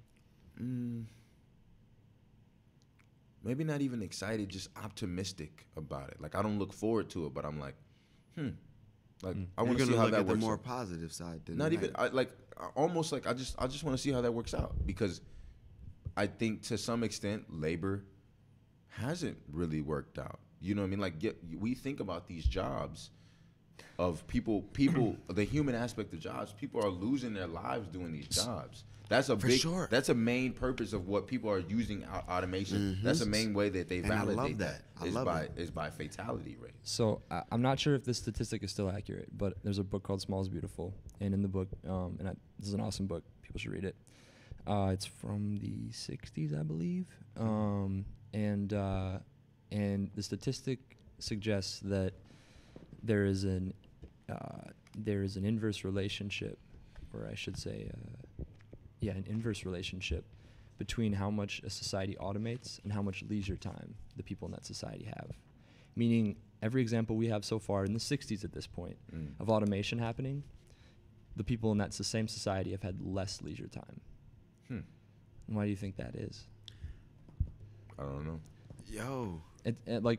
In my mind, it's like if the intention. More automation leads to less leisure? Yes, because those people don't just. They might stop doing that thing that got automated. Now we can do different But stuff. now, exactly, it freed them up for something else. And so. But that's my hope, is that whatever we free up people as the way I see society going with the youth who will one day be my age, having conversations at the table on a way more elevated, you know, and enlightened place. Yep, but they all got to pay rent. They all got to buy groceries. But we don't know that. That's an assumption based off of your 27 years of life. All of it's an assumption. No, but but hold on. Just in this country, just give me a second though on this. How many examples do we have of an opportunity to increase a margin being available to corporations or whatever it is, and they've chosen instead to give the benefit to the worker? I don't think it's that simple. But show me examples of that happening. I just said there isn't one, because I don't think it's that simple. I don't think it's just like a cause and effect. I think it's something that does affect the economy, and then you have to go and look at what other jobs are there. And even the conversation of economy is grounded in a weird place, because there's systems in place. We have talk about that. Talk about what we on right now. But I'm saying in terms of lawmakers, legislators, the people that are in the office now, that will be in the office next, eventually the motherfuckers is gonna die. Yep. You know what I'm saying? And I think you're going to see an evolution and enlightenment in who takes those seats in Parliament, whether it be on that side or this side.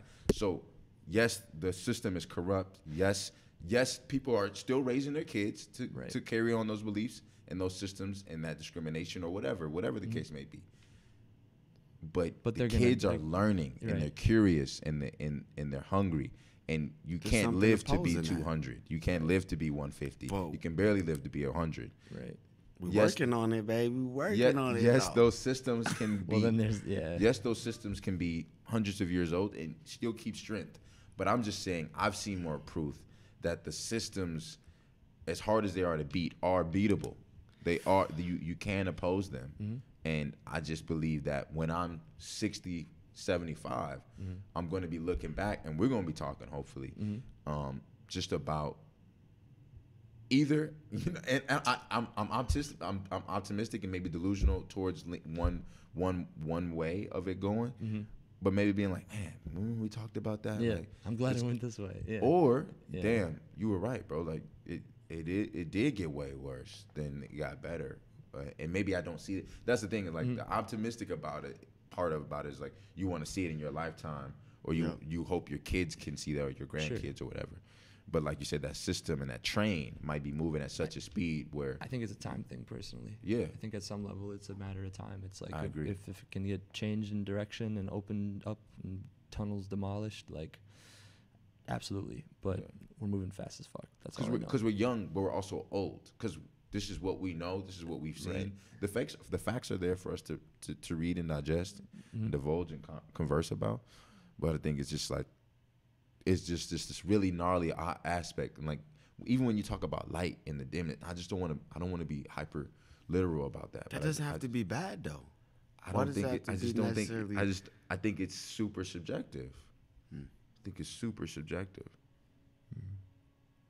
Especially when you've been exposed to darkness. Not to say that anyone at this table hasn't, but I think everyone's had their fair share of darkness on whatever degree. When I've seen the darkness that I've seen, it doesn't come anywhere near the light I've seen. Well, I mean, I think I would imagine Rio agrees with that too. I definitely feel the same way about that. And that's why, like, in my mind overall, like, if we look at things not in the context of my life, in the context of how long I'm going to live and be on this earth, right, I absolutely feel like the universe has a little more shine than it has, that darkness. Like, but has that grown? Do you feel like are you open to that or not really? You feel like it's just there? The universe has had that same absolute glow about it. Well, I just think overall we see this process occurring of like the truth kind of has a way of being very consistent, and the other side does not. It'll show up and try and cover things up a little bit, and then and then we'll break through that, and something will happen, and we'll move on to the next thing. Like I definitely feel an optimism for the trajectory in a long-term sense. But I'm speaking from my perspective in a single human lifespan right now, and that's where I think. And it's I like, love that consciousness. and even to go on what you're saying is like, even to the concept of darkness is bad, it's unknown, you know, and it's like, right now we're just in an unknown place, but because I like to think of myself as a critical thinker, somebody that takes A and B and plus and do some equations, right now the trajectory isn't looking it isn't looking that nice. But that doesn't mean I'm interested in that, man. That is I love this conversation. The thing that makes me rile up is what you said with. I heard it resonating too with you, and I know it resonates with Griff. But I love that I'm thinking about it from other perspectives and other sides. I think that's so important to talk to you, all you guys, and just to think about it. And that goes to say my personality, where it's like, I personally like to give me what's. Okay. Yeah, let me get the dirt first. Yeah. Because people say you want the good news or the bad news, some people go me the right. bad I want the right bad. now. Yeah. Because it's like, yo, we or can face some people this. just know you. They don't even ask. They'll just give you the bad news. It's like, bro, I I'm also dying. No. If anybody's dying, yo. I also sorry. think that ability to stomach that perception of it not being all gravy right now, especially, ties a little bit back into what you said earlier about that fear of death or lack of fear of death, like not thinking about death in the same context. In that, I should say the same context, not thinking about death as the end of everything, Right. just the end of something, right? In the beginning. Yeah. I was going that whole time. I was or the beginning, right? Yeah. Whatever, however you want to put it. But I think, like, from my own experiences, as I've moved away, slowly but surely, from thinking about death in the same way, I've been more okay with stomaching the idea of, in this lifetime, I might not see I might not get to the mountaintop and see, you know what I mean? And that doesn't like bother me. Like as time has gone by, like I think when I was younger, younger, this could mean 4 years ago. I'm not even talking like this is ancient history for me at all. But I feel like there was definitely a time where it was really depressing and frustrating to have these kind of thoughts and feel like I won't get to see any of it. For sure. But I mean, this also ties. I have feelings about reincarnation and other things too. So good, But. So I kind of think of it as like I'm gonna, do what I can on this plane, and try to spread my truth and find out truth as I go. Yeah. And interact positively with the world. It's one reason why conversations like this great to have. Yeah. Definitely not something to be on all the time because you don't want to spread this to everybody. You know what I mean? Flame up the lights. We're trying, Like it sometimes feels I feel a little guilt sometimes in engaging in these conversations over long periods just because of that, like what are we kind of like spending our time thinking about? You know what I mean? Where's the solutions? I'm not saying like this was super productive. No, I'm not saying that right now. I'm saying that I've been in that space. Dame and I, for instance, like I was just talking to Rhea about this earlier. There was a time when we were staying at the loft over in St. Paul, and I don't know, certain things had come up, certain understandings had come up about things, and we just got into these conversations, and they would just go and go. And it's like every time we got into it, it just like kept going. But it'd be like it would affect you emotionally almost. Or it just felt at some point it's like we're spending so much time in the darkness right now. Like, why are we spending this much time in the darkness? And it was always like I want to try and figure out the darkness, but or maybe even feel more like accepting of it being there. Yeah. But you can really get. It's like a rabbit hole. It's like an abyss. Like it's an abyss. Nietzsche has that quote of what's like, your rope? Stare. Yeah. Stare at the abyss long enough, and then Yep. You become it. And you sneeze. Yeah, these sneezes are amazing too. Oh my God, they're hitting clearing me. You out. I think I'm stuffed with something. Yeah. It's all that light, bro. Yeah, so much light. Shout out to Delta Airlines for the dirty cargo bins y'all be putting this in, man. I hope ain't no asbestos in there. Yo, what time is it though, for real? Is it one yet? Ooh, we hit that 3-hour mark, baby. It's Ooh. 12:41. And then, so does Dane keep count of like the streamers, or is that not even like relevant? Or like how many people stream? We could look at it. See how many were over there. If you're still watching, Then thank you. hold control and press. Oh, that works too. Oh, I think it popped up right in front of it, but it said right under that 2239. I think it said like 2 or 3 live viewers or something. Yeah, right now. Hey, shout out to the Trace that's there. But, yeah, I don't have much more to go for Yeah. gas personally. Yeah, that's dope. But I don't want to. Appreciate that honesty. If there's other things that people want to bring to the table right now, I'm into it. I think this was good in a light note, or at least having where it's like, yo, yeah, there is all this stuff going on in the world, but Yeah. I mean, you can still, there's still hope out there. The kid's the future. And I personally think I personally feel like it's interesting that you said that, because, like, I talked to my nephew, like, a couple of days ago, and just, like, it was crazy to hear him jump from, because he was, like, getting in trouble or whatever in school, and, like, I was just, like, and I came at him just, like, what's going on? Like, what are you feeling? You know what I'm saying?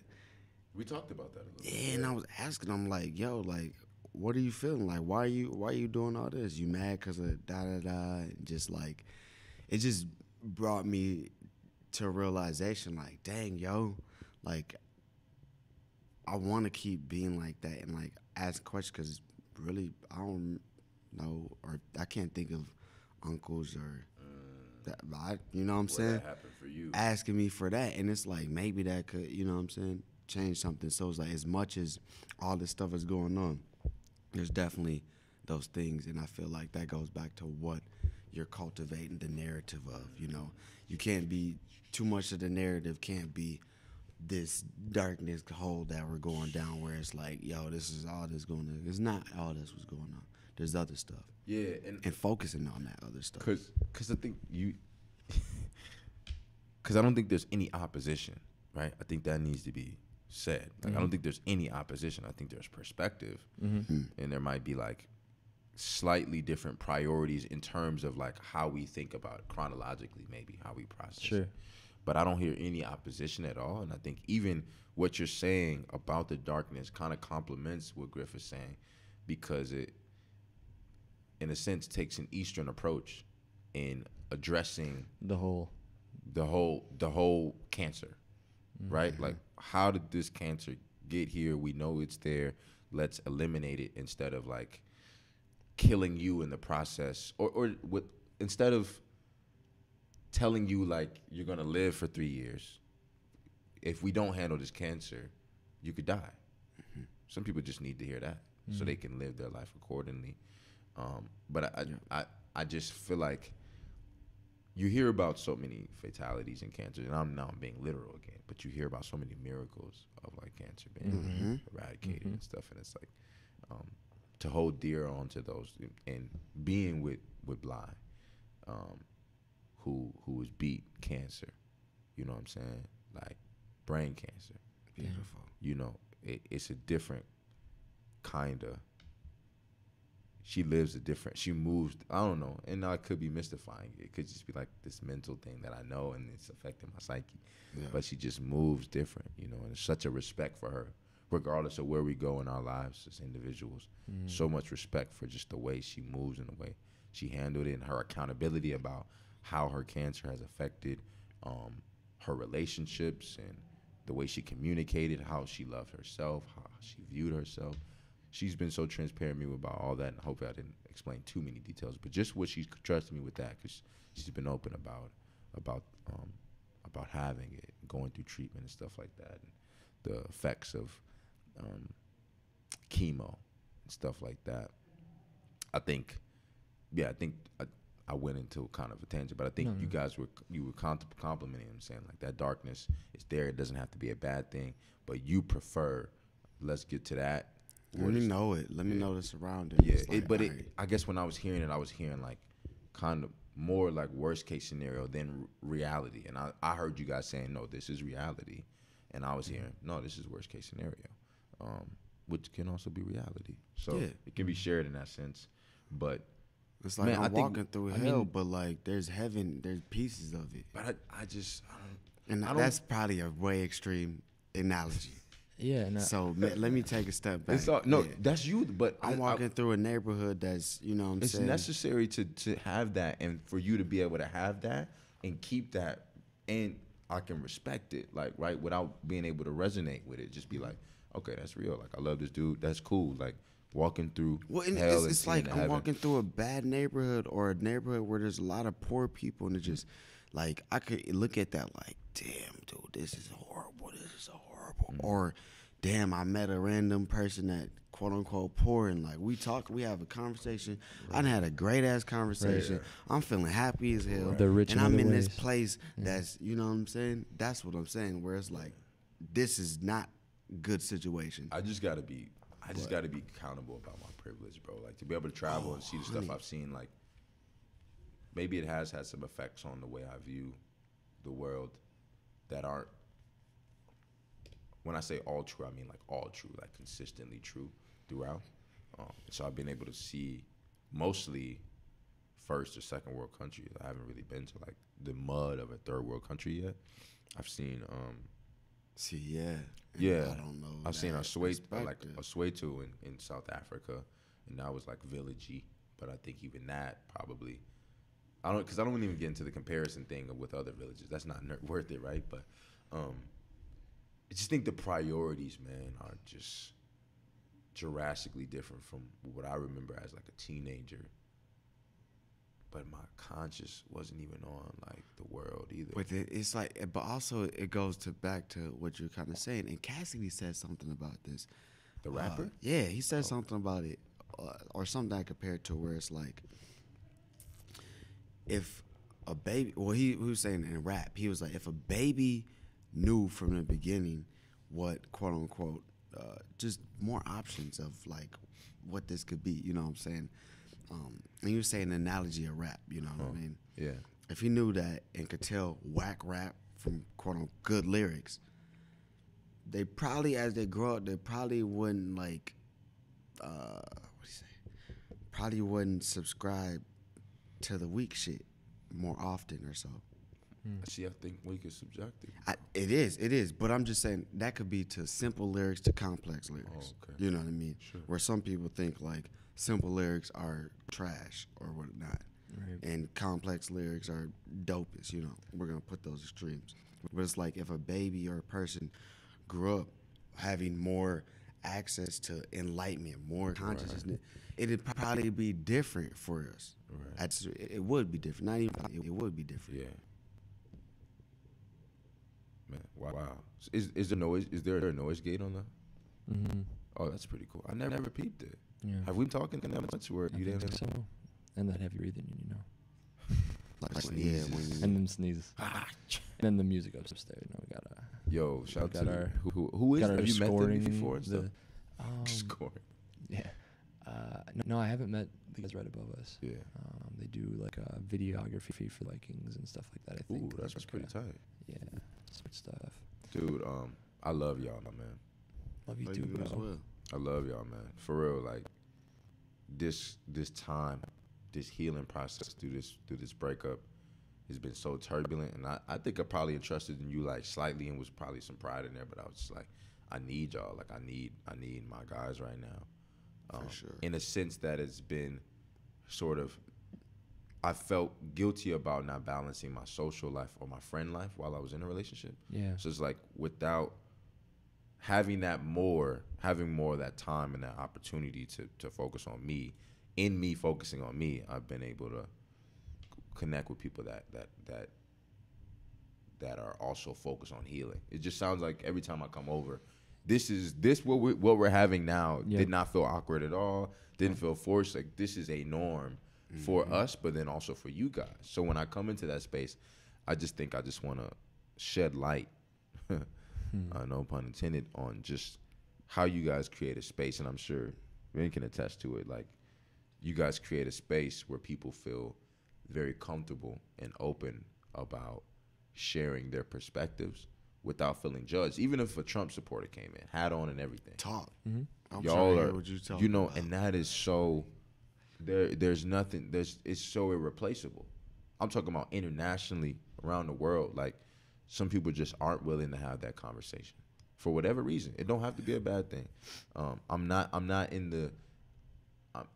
the field of casting judgment or even saying that healing a certain way is wrong. I think I took that away from this conversation and reflection. Right. That there is a way to heal that is okay, that isn't like ideal. Right. You know, healing doesn't always look ideal. Right. It doesn't always look like these quotes. You shouldn't be Twitter judged for your medicine. Yeah. No, you know what I'm saying? Like, people are trying their hardest. A lot of people are trying hard. A lot of young kids get flack for being lazy and stuff, but man, like, that's a whole nother different tactic to try to get in their mind and make them feel like they can't do something. To Right. make them feel like they're not making change. Kids are making change. Kids are a lot better than I was. I can only speak for me. Right. That's all narcissism aside. I can only speak for me. I feel like a lot of my younger brother is 10 times on a better track than I was, you know. And so I'm just he's got a degree in psychology and has done a TED Talk, and he's 23. You know what I mean? So like that. So that's what I mean by privilege, is being able to like have that direct. You know, some people don't have that.